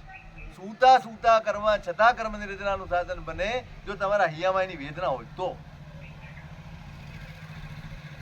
આપણે તો એ ચૂકી ગયા છે, આપણને દુઃખ બી નથી થતું. લે હવે હું તો જ કરવું પડે ને. એટલે ભાઈ બોલવામાં તો સમજ રાખો. મારે સૂતા સૂતા કરવું પડે છે, એ બોલતી વખતે પણ એને એમ થવું જોઈએ.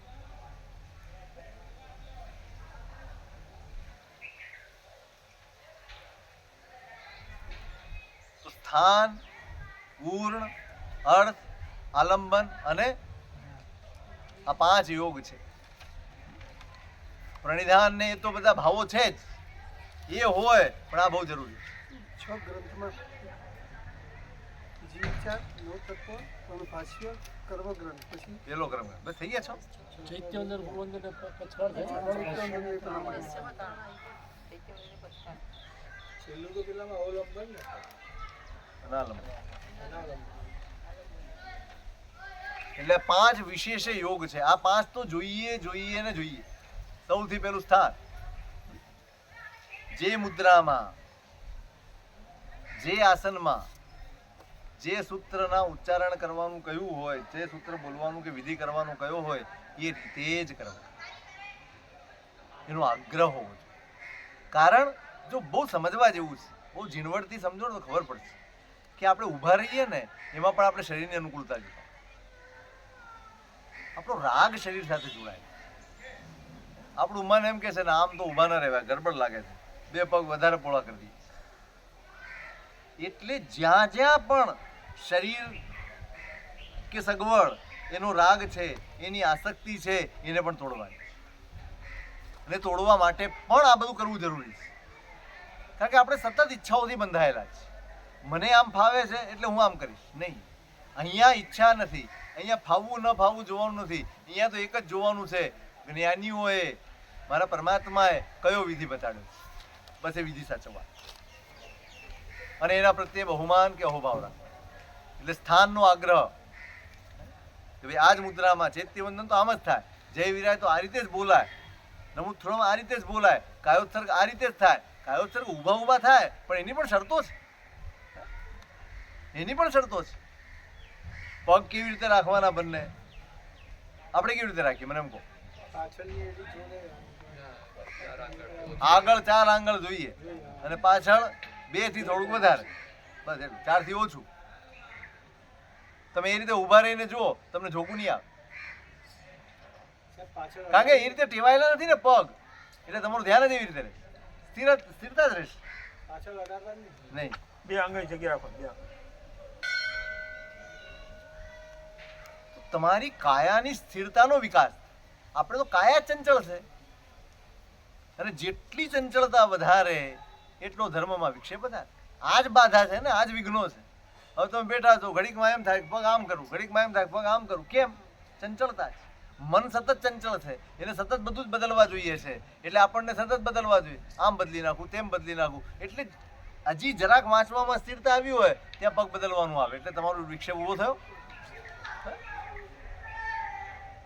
હજી જ્યાં બરાબર ચૈત્યવંદનમાં આમ લાગ્યું કે આ બરાબર ચૈત્યવંદન તવન ચાલે છે, ત્યાં વળી એમ થાય કે આમની બધા આમ બેસી જાઓ. આ ચંચળતાના કારણે ધર્મ, જે ક્રિયા તમે આરાધના કરો છો, ક્રિયા કરો છો, એ બધી વિક્ષેપવાળી બની. એટલે આસન સિદ્ધ કરવાનું, આસન સિદ્ધ થવું જોઈએ. ટેવ પાડવી જોઈએ. ભાઈ બેઠા તો બેઠા. અમારા લાવણ્ય સુરી મહારાજ હતા, બોટાદમાં છે લાવણ્ય જ્ઞાનશાળા. એમાં પેલો બીજો ત્રીજો માળ ને ત્યાં ગેલેરી બહાર નાનકડો પેસેજ છે. એમાં મારા સાહેબ બેસતા. આ એમનું ટેબલ શું, આ પગ ઉપર પગ ચડાવે, 2 ઘૂંટણા ભેગા થઈ જાઓ, 2 ઢીચન ભેગા થઈ જાય, અને એની ઉપર લખવાનું શરૂ કરે તો 6 કલાક સુધી એ પગ હલાવે નહીં. આસન સિદ્ધિ છે. આસન સિદ્ધિ ન હોય ને એ કોઈ દિવસ સાધના ન કરી શકે, કોઈ દિવસ ન કરી શકે. એની સાધના ફળીભૂત થાય જ નહીં. કારણ કે સતત અસ્થિરતા આવ્યા કરે, સતત મનમાં વિક્ષેપ ઊભો થયા કરે. આસન સિદ્ધ કરવા તમે ટેવ પાડો. સામાયિક લઈને તમે બેઠા, હવે ટેવ પાડો કે હવે આ પલાઠી વાળીને હું બેઠો છું ને, હવે આ નહીં હલાવું. 5 મિનિટ 10 મિનિટથી શરૂ કરીને ધીમે ધીમે વધારશો ને તો 2 ઘડી સુધી તમે આરામથી પહોંચી જશો કે તમે 2 ઘડી સુધી આ ને આ જ મુદ્રામાં તમે બેઠા છો. મન કરવા નથી દેતું છે, કોનું છે? આપણું જ છે. બસ પણ તો ચંચળતા એ જ સ્થિરતા લાવવી પડશે. ભાઈ એ જ કરવાનું, સંકલ્પ જ આ કરો. આજ તો છે, પહેલા તમે આ જ નથી કરતા, પછી સામાયિકની વાત કરવાની ને. તમારું આસન જ સિદ્ધ નથી તો તમે કેવી રીતે આરાધના? હવે નૌકારવાળી ગણવા બેઠા છો, એમાં તમે હલલ કરશો તો ક્યાં મન રહેશે? તમારું મન મંત્ર સાથે જોડાયેલું નથી, પણ શરીર સાથે જોડાયેલું. તમારું મન સામાયિક સાથે જોડાયેલું નથી, શરીર સાથે જોડાયેલું છે. તમારું મન દેરાસરમાં જાઓ, પરમાત્મા સાથે જોડાયેલું નથી, શરીર સાથે જોડાયેલું. એ મનનું જે જોડાણ છે, એનો જે લગાવ છે, એને તોડાવીને ત્યાં મૂકવાનું છે. એની આ બધી મહેનત છે. એટલે પહેલું સ્થાન આસન એનો આગ્રહ કે ભાઈ જે મુદ્રામાં કહ્યું એ મુદ્રામાં કરવાનું આગળ. અને કદાચ કોઈ સંયોગોમાં આપણું શરીર સાથ ન આપતું હોય અને ન થતું હોય ને તો પણ મનમાં એનો ખેર કે ભાઈ આ થતું નથી પણ ખરેખર કરવાનું તો આ જ છે. અને કોઈ બીજું કરતું હોય કે ભાઈ હું મારી મજબૂરીના લીધે આમ કરું છું, તારે આમ નથી કરવાનું, તું આમ કર, આ રીતે બેસ, આ રીતે બેસાય, આ તો મારે તકલીફ છે, પગની તકલીફ છે, ઢીચણની તકલીફ છે એટલે હું બેસી નથી શકતો, એ મારી તકલીફ છે. તો એનું દુઃખ પોતાના મનમાં. પણ ભાવ, મેં શું કીધું, ભાવ એ હોવો જોઈએ કે આ જ રીતે કરવા. પછી ઉર્ણ. હવે કાયાની સ્થિરતા હોય અને પછી શબ્દો ગમે તેમ બોલાતા હોય તોય મતલબ નથી. કાયાની સ્થિરતા આવે એની સાથે આપણું ધ્યાન ક્યાં હોવું જોઈએ? જો તમારી ક્રિયા સંપૂર્ણપણે એકાગ્રતાથી થાય ને એના શ્રેષ્ઠ સાધનો છે. હવે તમે નવું થોડું બોલી રહ્યા છો અથવા એરિયા બોલી રહ્યા છો, એક એક શબ્દ, એક એક અક્ષર તમારા ધ્યાનમાં હોવું. તમે શું બોલ્યા એની તમને ખબર હોવી જોઈએ. પણ શબ્દ ઉપર તમારું મન જોડાયેલું રહે. ઈર્યાવયમ પડિક્કમામિ ઈચ્છમ ઈચ્છામિ પડિક્કમિ ઈર્યાવૈયાય વિરાહણાય ગમણા ગમણે પાણક ગમણે વિયક ગમણે હરિયક ગમણે ઉષાવતિંગ પણગ દર્ગ મટ્ટી, એ દરેક શબ્દ ઉપર તમારું ધ્યાન હોવું જોઈએ. ભાઈ આ હું બોલ્યું એટલે એ આલમ. બોલવું એ યોગ નથી, પણ બોલવાની સાથે મારું મન જોડાયેલું હોય તો એ જ બોલવું એ યોગ બની. બોલવાની ઈર્યાવય જ છે, બોલવાનું નમૂથણમ જ છે, પણ મન જોડાયેલું હોય તો નિર્જરાનું સાધન બને, અને મન ભટકતું હોય તો કર્મબંધા. શબ્દો એના એ જ, ક્રિયા એની એ જ, પણ હું હાજર નથી તો કર્મ બંધાઈ જાય, અને હું હાજર છું તો કર્મ છૂટી જાય. તો તમે એકાગ્ર થઈ શકો એના માટેનો આ પ્રયત્ન છે. શું? તો તમે શબ્દો ઉપર ધ્યાન આપો. શુદ્ધ ઉચ્ચારણ થવા જોઈએ.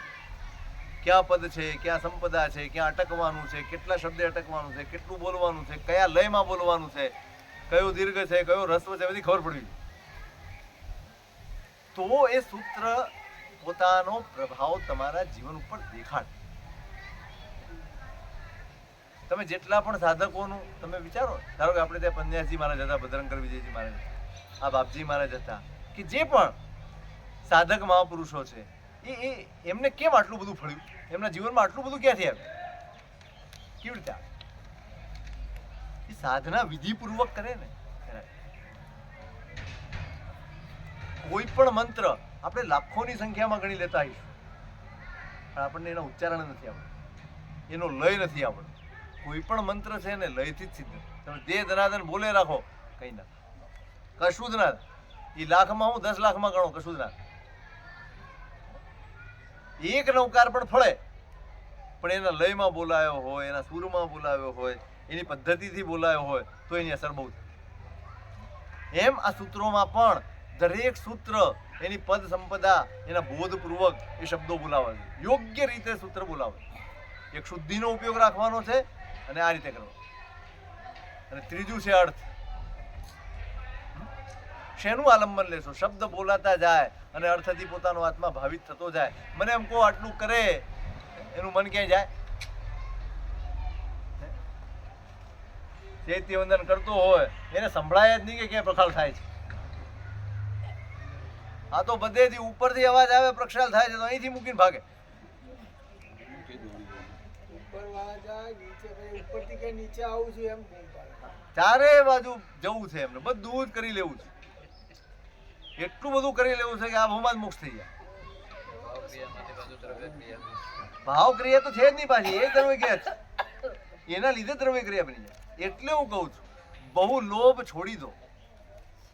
અત્યારે બહુ જ મહિમા વધારી દીધો છે. પ્રક્ષાલ પ્રક્ષાલ પ્રક્ષાલ, વ્યાખ્યાન છોડી દે, પહેલો પ્રક્ષાલ, અને 2 મિનિટ મોડો આવ્યો હોય ને ઓલા રંગનું સ્નાન કરી નાખ્યા તો જુઓ તમે આખું દેરાસર માથે લે. રાહ નથી જોવાતી, આમ નથી થતું, તેમ નથી થતું, ટાઈમ બદલી નાખો, આમ. અરે પણ શું થઈ ગયું? શું એક દિવસ પ્રક્ષાલ ન થયો તો શું આસમાની સુલતાની હતી?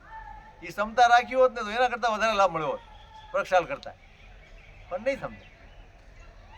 એટલે બહુ જ ક્રિયાઓ કરી લેવાનો આગ્રહ છોડી નહીં. આ કરી લેવું છે ક્રમથી. તમારી પાસે કેટલો સમય છે નક્કી કરો, અને એ સમયમાં તમે શાંતિથી સરસ રીતે કેટલું કરી શકો છો એ નક્કી કરો અને એ પ્રમાણે જ કરો. ઘણાને તો વહેમ પડી જાય, 4 ભગવાનની પૂજા થઈને 2 રહી ગયા એટલે આખા દિવસ વહેમમાં જાય, કંઈક થઈ જશે તો પૂજા વહેમ બની જાય. તો રોજ કરું છું ને એમાં જો કંઈક થયું તો કયું બધું નામ ભગવાનનું. તો આલંબન તમે રાખો. પહેલા તમારી મુદ્રા વ્યવસ્થિત હોય, પછી તમારું ધ્યાન એ શબ્દોમાં હોય અને શબ્દ બોલાતા જાય, એની સાથે તમારા ચિત્તમાં એના ભાવ એના અર્થો સમજાતા જાય, બસ બોલતા જાઓ, એમ ખ્યાલ આવતો જ જાય. કઈ અર્થ બોલવાના નથી, સમજાય જાય. સ્વાભાવિક છે તમારો અહોભાવ વધશે. તમે જેમ જેમ સૂત્ર બોલશો, જય વીરાય જગગુરુ હો મમમ તુહ પ્રભાવ હો, તમે બોલો ને તમને એમ થાય ઓહો કેટલી સરસ પ્રાર્થના છે. ભયવમ ભવ નિવ્યો મગ્ગાણુ સારિયા ઇઠ્ઠપલ સિદ્ધિ રોગ વિરુદ્ધ ચાઓ ગુરુજન પુવા પરત્થ કરણમ ચ સુહ ગુરુ જોગો તવ્વેણ સેવણા ભવમખંડ.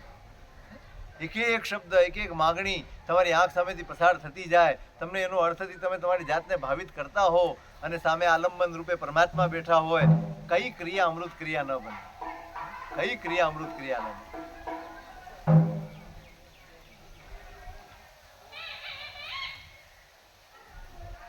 કરશે 12 વાગે ટાઈમ થઈ ગયો હશે. 12 વાગે એટલે કદાચ એટલો. હા હા તો 11:30 11:30 છે. વાગે ચોગડિયા હોય. કઈ ક્રિયા અમૃત ક્રિયા ન બને. તમે પ્રયોગ કરી જોજો. આવો પહેલો પ્રયત્ન કરો, એક તો સૂત્રો શીખવાનું, શુદ્ધ સૂત્રો બોલવાનું, કમસે કમ શુદ્ધ બોલવાનું, શુદ્ધ ઉચ્ચારણ. કોઈ પણ ગુરુ ભગવંત આવે ને એની પાસે બેસીને તમારા ઉચ્ચારણ શુદ્ધ કરો. એક તો અશુદ્ધિના લીધે ઘણા પાપ બંધાય છે, ખૂબ કર્મ બંધાય છે, જ્ઞાનાવરણીય કર્મ પણ બંધાય છે. અને પછી જાણીએ છીએ કે આપણે અશુદ્ધ બોલીએ છીએ અને તોય નથી સુધારતા, તો મોહનીય બી બંધાય, કારણ કે જાણી જોઈને સુધારતા. હવે આપણી હાલત એવી છે કે સુધારવા જાઓ તો બીજું ભૂલી જવાય એમ છે. આપણે એટલી હદે બગાડી નાખ્યું છે કે હવે જો ગાથા સુધારવા જાઓ બીજું બધું ભૂલી જવાય. પણ તોય નહીં, શુદ્ધ તો કરવું જ. શુદ્ધિ ન થાય બોલવાનું કેવી રીતે? તો પેલા પુસ્તકમાં જોઈને શુદ્ધ બોલવાનો પ્રયત્ન અને અર્થ સમજવાનો પ્રયત્ન. તમને કદાચ શબ્દશઃ યાદ ન રહે પણ એનો ભાવ પણ તમને સમજાઈ જશે ને, તો એ સૂત્ર બોલતી વખતે તમારા મનમાં એ પરિણામ જાગશે.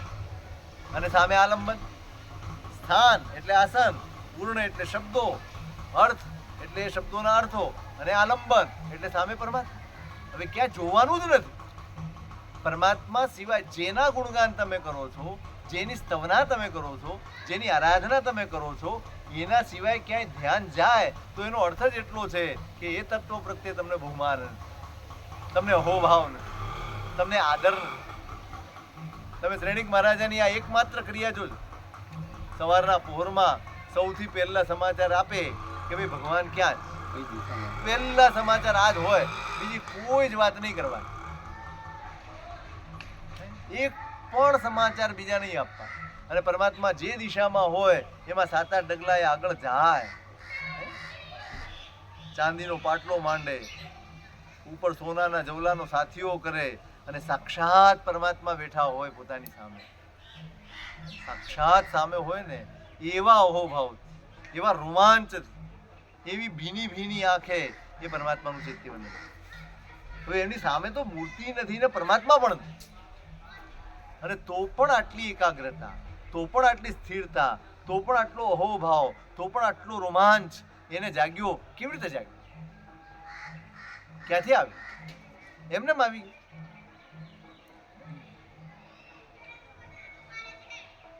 ધર્મ પામ્યા, સમ્યક દર્શન પામ્યા પછી કેવા ભગવાનને ઘૂંટ્યા હશે જીવે, કેવા અંદર એના ઉપકારના સ્મરણમાં એ સતત રહ્યા હશે, નિરંતર એને ભગવાનના ઉપકારનું સ્મરણ રાખ્યું છે, તો જ આ સ્થિતિ આવે, એ સિવાય ન આવે.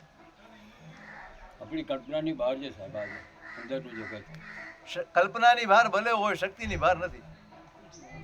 આપણે ધારીએ તો આપણે પણ આ સ્થિતિ સુધી પહોંચી શકીએ. પણ મેં કીધું એમ સ્મરણ તો કરો, એ ઉપકાર યાદ તો કરો. એકવાર બેસો ને યાદ તો કરો કેટલો ઉપકાર છે આ પરમાત્મા, આ શાસનનો કેટલો ઉપકાર છે આપણા. કેવા કેવા જીવો, કેવી કેવી વૃત્તિઓ, કેવી કેવી પ્રવૃત્તિઓ, કેવા કેવા કર્મબંધો કેવી કેવી દુર્ગતિઓ તમે જુઓ ને તો તમને એમ થાય આ આટલી તિર્યન જોયોની તમારી આંખ સામે ફરે છે.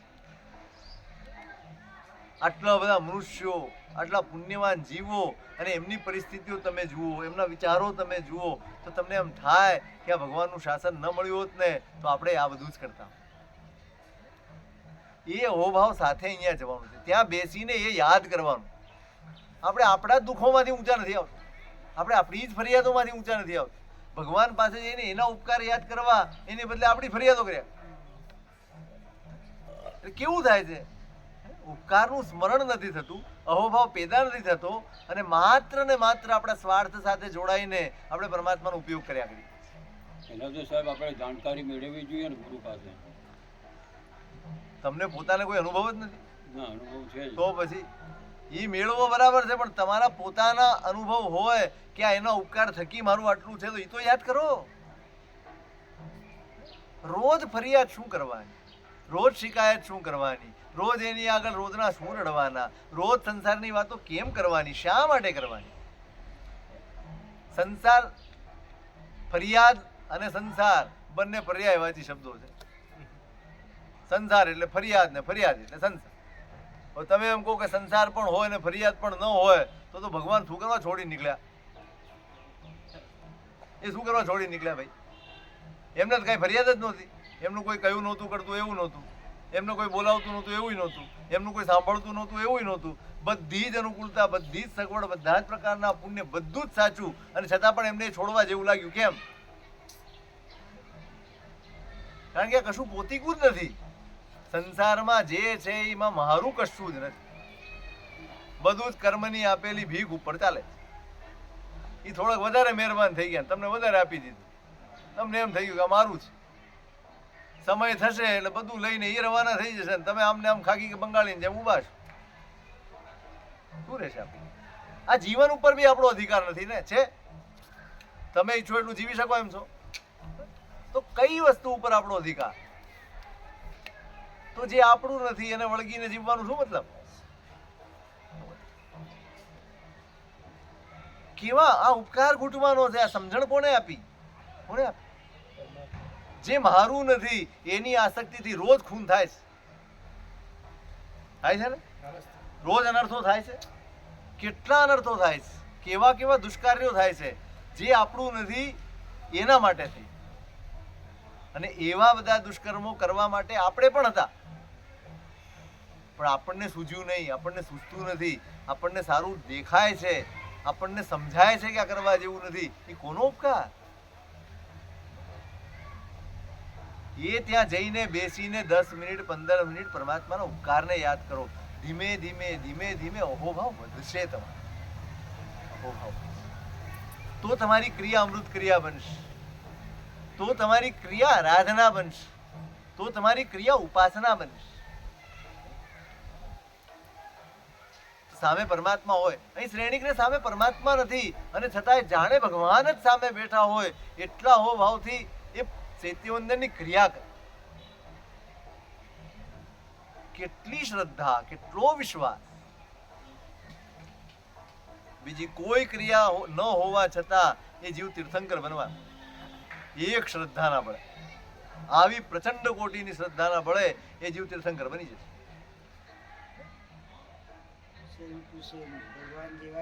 બધું જ ભગવાન જેવું, આયુષ્ય પણ એવું, શરીર પણ એવું, બધું જ ભગવાન જેવું.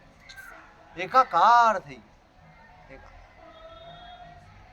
એમ લાગે કે 24 કલાક એને સ્મરણ હશે ભગવાન. બસ એ જ રટાતું હશે, વીર વીર વીર, એક જ વસ્તુ. તો આલંબન આપણી સામે પરમાત્મા છે, 3 લોકના નાથ છે, એમની સ્તુતિ કરીએ છીએ, એમની આરાધના કરીએ છીએ, એમની ઉપાસના કરીએ છીએ, તો એનામાં તલ્લીન થવાનું. બસ એના સિવાય તે દિશી નિરીક્ષણ વિરહી દેરાસરમાં ગયા પછી પરમાત્મા સિવાય કોઈ દિશામાં પણ જોવાનો ત્યાગ છે. જોવાય જ આવી દિશ. એનું લક્ષ્ય જ એક હોય, પરમાત્માની ઉપાસના કરવા આવ્યો છું એટલે એની સાથે જોડાઈને રહેવાનું. બાકીનું જેને જે કરવું એ કરે, જે રીતે કરવું એ રીતે કરે. આપણે ક્યાંય વચ્ચે માથું નથી મારવું. ભાઈ આમ કરો ને પાટલું આમ મૂકો ને અહીંયા આમ કરો ને અહીંયા તેમ કરો ને ફલાણાને સૂચના ઢીકણાને તમારી પાસે એટલો બધો ટાઈમ છે? આપણો ટાઈમ કોઈકને અપાય એટલો બધો ટાઈમ છે? જે ટાઈમ છે એ માત્ર પરમાત્માનો છે. એટલે આલંબન, એટલે સ્થાન, વર્ણ, અર્થ અને આલંબન, એ પરમાત્માનો વિચાર કરવાનો. જે તીર્થંકર નામ કર્મ બાંધ્યું હોય ને, ત્યાંથી લઈને કેવળ જ્ઞાન થયું હોય ત્યાં સુધીની દરેક અવસ્થાનો વિચાર એ ચૈત્યવંદન કરતા કરતા કરતા કરતા પોતે કરે. એ સ્વરૂપ તમારી આંખ સામેથી પસાર થાય. કેવા ભગવાન હશે, કેવી સ્થિતિમાં એમણે કેવળ જ્ઞાન, અરે તીર્થંકર નામ કર્મ બાંધ્યું છે. એ તપ, એ આરાધના, એ પુરુષાર્થ તમારી આંખ સામેથી પસાર થાય, કેવો અહોભાવ જાય. ખાલી એક ચિત્તમાં આવી ગયું કે સવી જીવ કરું શાસન નથી, દરેકને હું માર્ગદર્શક બનું, દરેકને હું માર્ગ દેખાડું, એ એક વિચાર આવ્યો અને કેવો પુરુષાર્થ આવ્યો. 11,80,645 માસક શ્રમણ એટલે શું? અને એવી સાધુ જીવનના, શેના? સાધુ જીવનના. નહીં કોઈ કોલન વોટર નહોતા, કોઈ જાયફળ ખસી જાય, ઊંઘ આવી જાય, અપ્રમત્ત ભાવે ઊભા ઊભા આરાધના કરતા કરતા, પુરુષાર્થ કરતા કરતા, બસ એક જ ભાવના, મારામાં એવી ક્ષમતા પ્રગટ થાવ, મારે એકલા નથી જવું, એકલ પેટા નથી થવું, સહુને માર્ગ આપવો છે.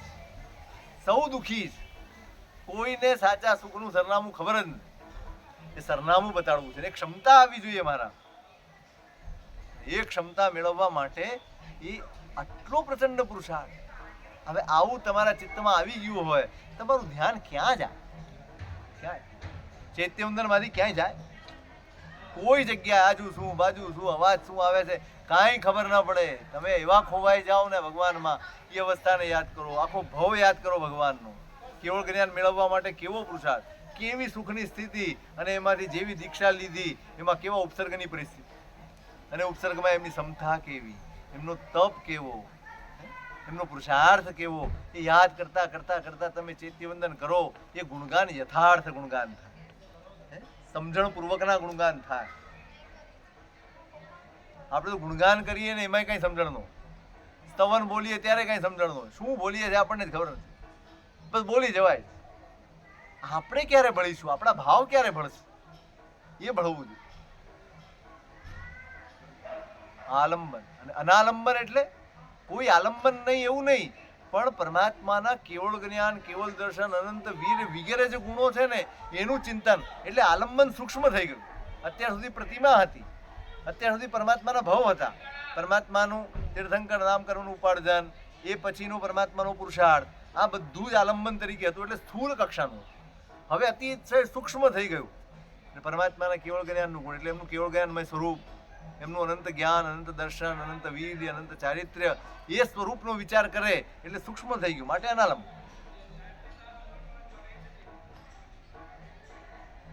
આ કક્ષાએ પહોંચે એ ક્રિયા એ યોગ બને. આટલું ઉમેરાય ત્યારે આપણું ચૈત્યવંદન યોગ બને.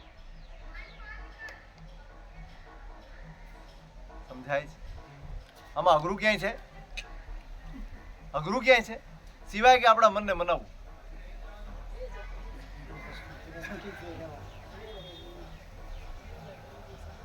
મનના પરિણામોને બદલવા સૌથી અઘરું આ છે. મન સ્થિર નથી થતું. નો થાય ને, આપણે કર્યું જ નથી. કર્યું બીજામાં જતું રહે. આપણે જવા દીધું ત્યારે ને,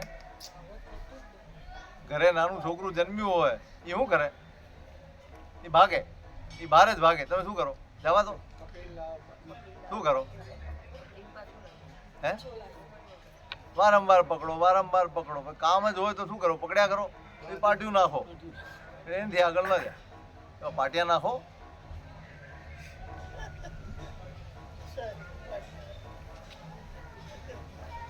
આપણે છે ને ફરિયાદ કરીએ છીએ, આપણે પ્રયત્ન નથી કરતા. આત્માની ચિંતા નથી, સ્વાધ્યાય કર્યા કરીએ. હે? જોડે આવી જાવ એમ કે આ છે ને સ્થાન, વર્ણ, અર્થ, આલંબન, આ બધા પાટિયા જ છે. ચૈત્યવંદન કરતી વખતે પ્રક્ષાલમાં મન જાય છે, કે ચૈત્યવંદન કરતી વખતે બહાર મન જાય છે, ચૈત્યવંદન કરતી વખતે બીજી ત્રીજી વાતો યાદ આવે છે, તે બધાનું પાટિયું જાય છે. એમાં જોડો, પ્રભુ વર્તમાન એક સંકલ્પ કરો કે આજે દેરાસર જઈએ છીએ તો ઘરેથી નીકળશું ત્યાંથી દેરાસર જઈશું ત્યાં સુધી સંસારની કોઈ વાત કોઈની પણ સાથે નહીં કરી. ઘરેથી મૌન લઈ નીકળવાનું, સંપૂર્ણપણે મૌન. નાવા ગયા ત્યારથી મૌન. પૂજા કરીને પાછો ઘરે ન આવે ત્યાં સુધી સંપૂર્ણપણે મૌન રાખો. તો ભલે ને બોલે, મૌન તો તમારું છે, એનું થોડી છે. હમણાં સાહેબ સાંભળ્યું, સાંભળવા જેવું સાંભળવાનું. મેં સાંભળ્યું, હમણાં સાંભળવા જેવું સાંભળવાનું. મૌન રાખીને તમે જાઓ, તમને એટલું યાદ હોવું જોઈએ કે મારા હાથમાં પૂજાની સામગ્રી છે, હું પૂજા કરવા જઈ રહ્યો છું. એટલે આપણે ત્યાં છે ને પૂજાના વસ્ત્રોનો આગ્રહ એટલે પણ રાખવામાં કે કંઈક યાદ આવે આપણને. આમાં તો એ પૂજાના કપડામાં શાકભાજી લેવા ઉભો રહે, દૂધ લઈ આવે ને શાકભાજી લઈ આવે ને કંઈક કામ પતાવતો આવે, જાય ત્યારે જાય ને પાછો આવે ત્યારે. હમણાં એક સરસ વાંચ્યું હતું, પ્રદ્યુમ્ન શ્રી આજે એક સરસ દાખલો લખ્યો છે, એક શ્રાવકનો છે, સુખી સંપન્ન પરિવારના છે, પણ કોઈક પાર્ટી એવી નીકળી કે જેને એના પૈસા એમાં ફસાઈ ગયા. ઘણી મહેનત કરી પણ કંઈ કાર્ય ન ફાવ્યું. એમના મિત્ર એક વખત કહ્યું હશે કે આપણે યાત્રા કરવા જઈએ, પોતે તૈયાર થયા કે હા ચાલો યાત્રા કરવા જઈએ. એમાં યાત્રા કરવામાં એ ચેન્નઈ પહોંચ્યા. બરાબર દેરાસર ચડતા હતા ને પેલા ભાઈ ઓટલે બેઠા, જેની પાસેથી પૈસા લેવાના છે એ ભાઈ સામે ઓટલે, એનું ઘર ત્યાં જ છે. એટલે દેરાસર ચડતા હતા ને પેલા ભાઈએ કીધું જો પેલા ભાઈ બેઠા છે, દેરાસર જવું છે ને. દેરાસર ગયા, દર્શન કર્યા, સેવા પૂજા જે કરવાની હતી કરીને ઉતર્યા. ત્યારે જોયું ભાઈ ઓટલે જ બેઠા હતા. પેલા કીધું ચલો આપણે કહીએ તો ખરા. ત્યાં ગયા, એના ખબર અંતર પૂછ્યા, કેમ છો ભાઈ, મજામાં, એમ કરી નીકળી. બોલા ભાઈ કે ભલા માણસ ઓલો સામે બેઠો હતો, આટલી વખત 1000 વખત તો ફોન કર્યા, એ ફોન ઉપાડે નહીં, ઉપાડે તો સરખો જવાબ આપે નહીં, એ બધું કરતો આંખ સામે બેઠા હતા તો કહી દેવું હતું ને. પણ આપણે શેના માટે નીકળ્યા છે? ઉઘરાણી માટે નીકળ્યા છે કે યાત્રા માટે નીકળ્યા છે? આપણે યાત્રા કરવા નીકળ્યા છીએ, એમાં ઉઘરાણીનો વિકલ્પ મગજમાં ન રહે. હવે કઈ 5-50 હજારની વાત નહોતી, 25-30 લાખની વાત હતી. મારે મારી યાત્રા નિષ્ફળ નથી કરી. આ પ્રાણી જહાજ આવો સંકલ્પ હોય. હવે આપણે સંકલ્પ કરતા જ નથી કે હું ચૈત્યવંદન કરીશ એટલે ચૈત્યવંદન જ કરીશ, બીજું કાંઈ નહીં કરું. પ્રણિધાન હોવું, સંકલ્પ હોવો જોઈએ કે બસ હવે ઘરેથી નીકળ્યા, હવે આપણું મન ત્યારથી જ પરમાત્મામાં જોડી દેવાનું. એમના જ સ્તવન ગાઓ, એમના જ મનમાં ગુણગાન ગાઓ, એમના જ વિશે વિચાર કરો, એમનું જ ચિંતન કરો, એમના જ સ્તવનો બોલો. કાંઈ ના આવડે તો સ્તવન બોલો, કંઈ ના આવે તો નમોરિયંતાણમ બોલો, પણ બીજી કોઈ આડી અવળી. કારણ કે એક વ્યક્તિની વાત સાંભળશો તો આખા દેરાસરમાં જેટલો વખત પૂજા કરશો, આરાધના કરશો, તમારા મગજમાં એ જ વાતો ચાલ્યા. આપણું મન સતત ચંચળ છે, એને તો જરાક ખોરાક મળવો જોઈએ, બસ પછી કામે લાગી જાય. તો જે સતત ચંચળ છે, વાંદરું આમે બેસી શકતું નથી. હવે એમાં દારૂ પીવડાવ શું થાય? આમે સીધું નથી બેસતું, હવે એને દારૂ પીવડાવી. આ આપણી સ્થિતિ આ છે. એક તો મન ચંચળ જ છે અને એમાં બહારની આવી અઢળક વાતો આપણને ઇન્ટરેસ્ટ પૂર્વક સાંભળીએ અને પછી ઉતાવળ હોય, જેવી ઘરે જવું બીજાને કહું, પાછું મગજમાં ચાલે પેલો ફોન કોને કરવાનો, પેલો ફોન કોને કરીએ, બીજો કોને કરીએ, કોણ મળે, સામો મળી ગયો તો એની પૂજા બગાડે. એને કીધે પાર, સાંભળ તો ખરી, ભલે બોલતી ન હોય, સાંભળી લે. અરે પણ શું કામ, પાછું ખોટું લાગી જાય.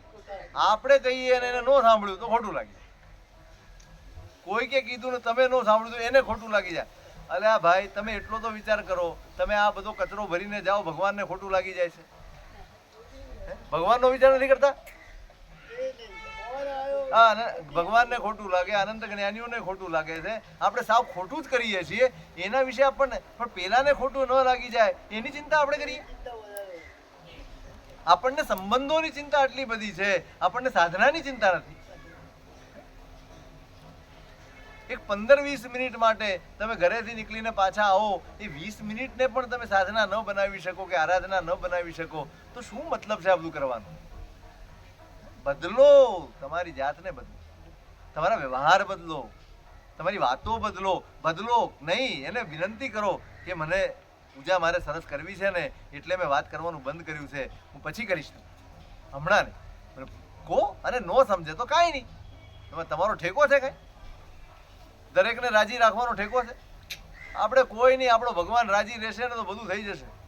આ બધા તો રાજી નારાજી એમના મગજના ઠેકાણા થોડા છે. એ તો કઈ વાતે ફટકે કઈ કહેવાય? તો સ્થાન, વર્ણ, અર્થ, આલંબન, અનાલંબન, બસ આનો અભ્યાસ પાડો. અભ્યાસ. હવે મારી ક્રિયા આ રીતે થશે, હવે મારું ચૈત્યવંદન આ રીતે, હવે પૂજા આ રીતે થશે. પૂજા આ દુહા કેમ બતાવ્યા? એટલા માટે કે તમારું ચિત્ત ભગવાનની સાથે જોડાયેલું રહે. વળી કમસે કમ તમને એમ થાય કે હું આ પગે પૂજા કેમ કરું છું, આ હાથ ઉપર કેમ કરું છું, ખભે કેમ કરું છું. એ કઈ રાડો પાડવા માટે નથી, તમારા મનમાં બોલવા માટે. આપણે ત્યાં રાડો પાડે, જલભરી સંપુટ પત્રમાન યુગલિક નર પૂજ એટલી જોરથી બોલે ને કે બિચારા બીજા ચૈત્યવંદન આરાધના કરતા હોય એ ભાગી જાય. અરે નથી જ બોલવાના, બોલવાના જ નથી.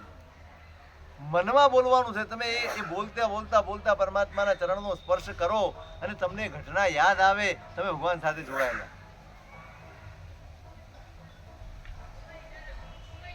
એટલા બધા આલંબનો મહાપુરુષોએ આપણને આપ્યા છે સ્થિરતા માટે, આપણા મનની ચંચળતાને દૂર કરવા માટે, આપણી આરાધનાને શુદ્ધ કરવા માટે અને એના દ્વારા આપણા ચિત્તની શુદ્ધિ કરવા માટે એટલા બધા આલંબનો આપ્યા છે.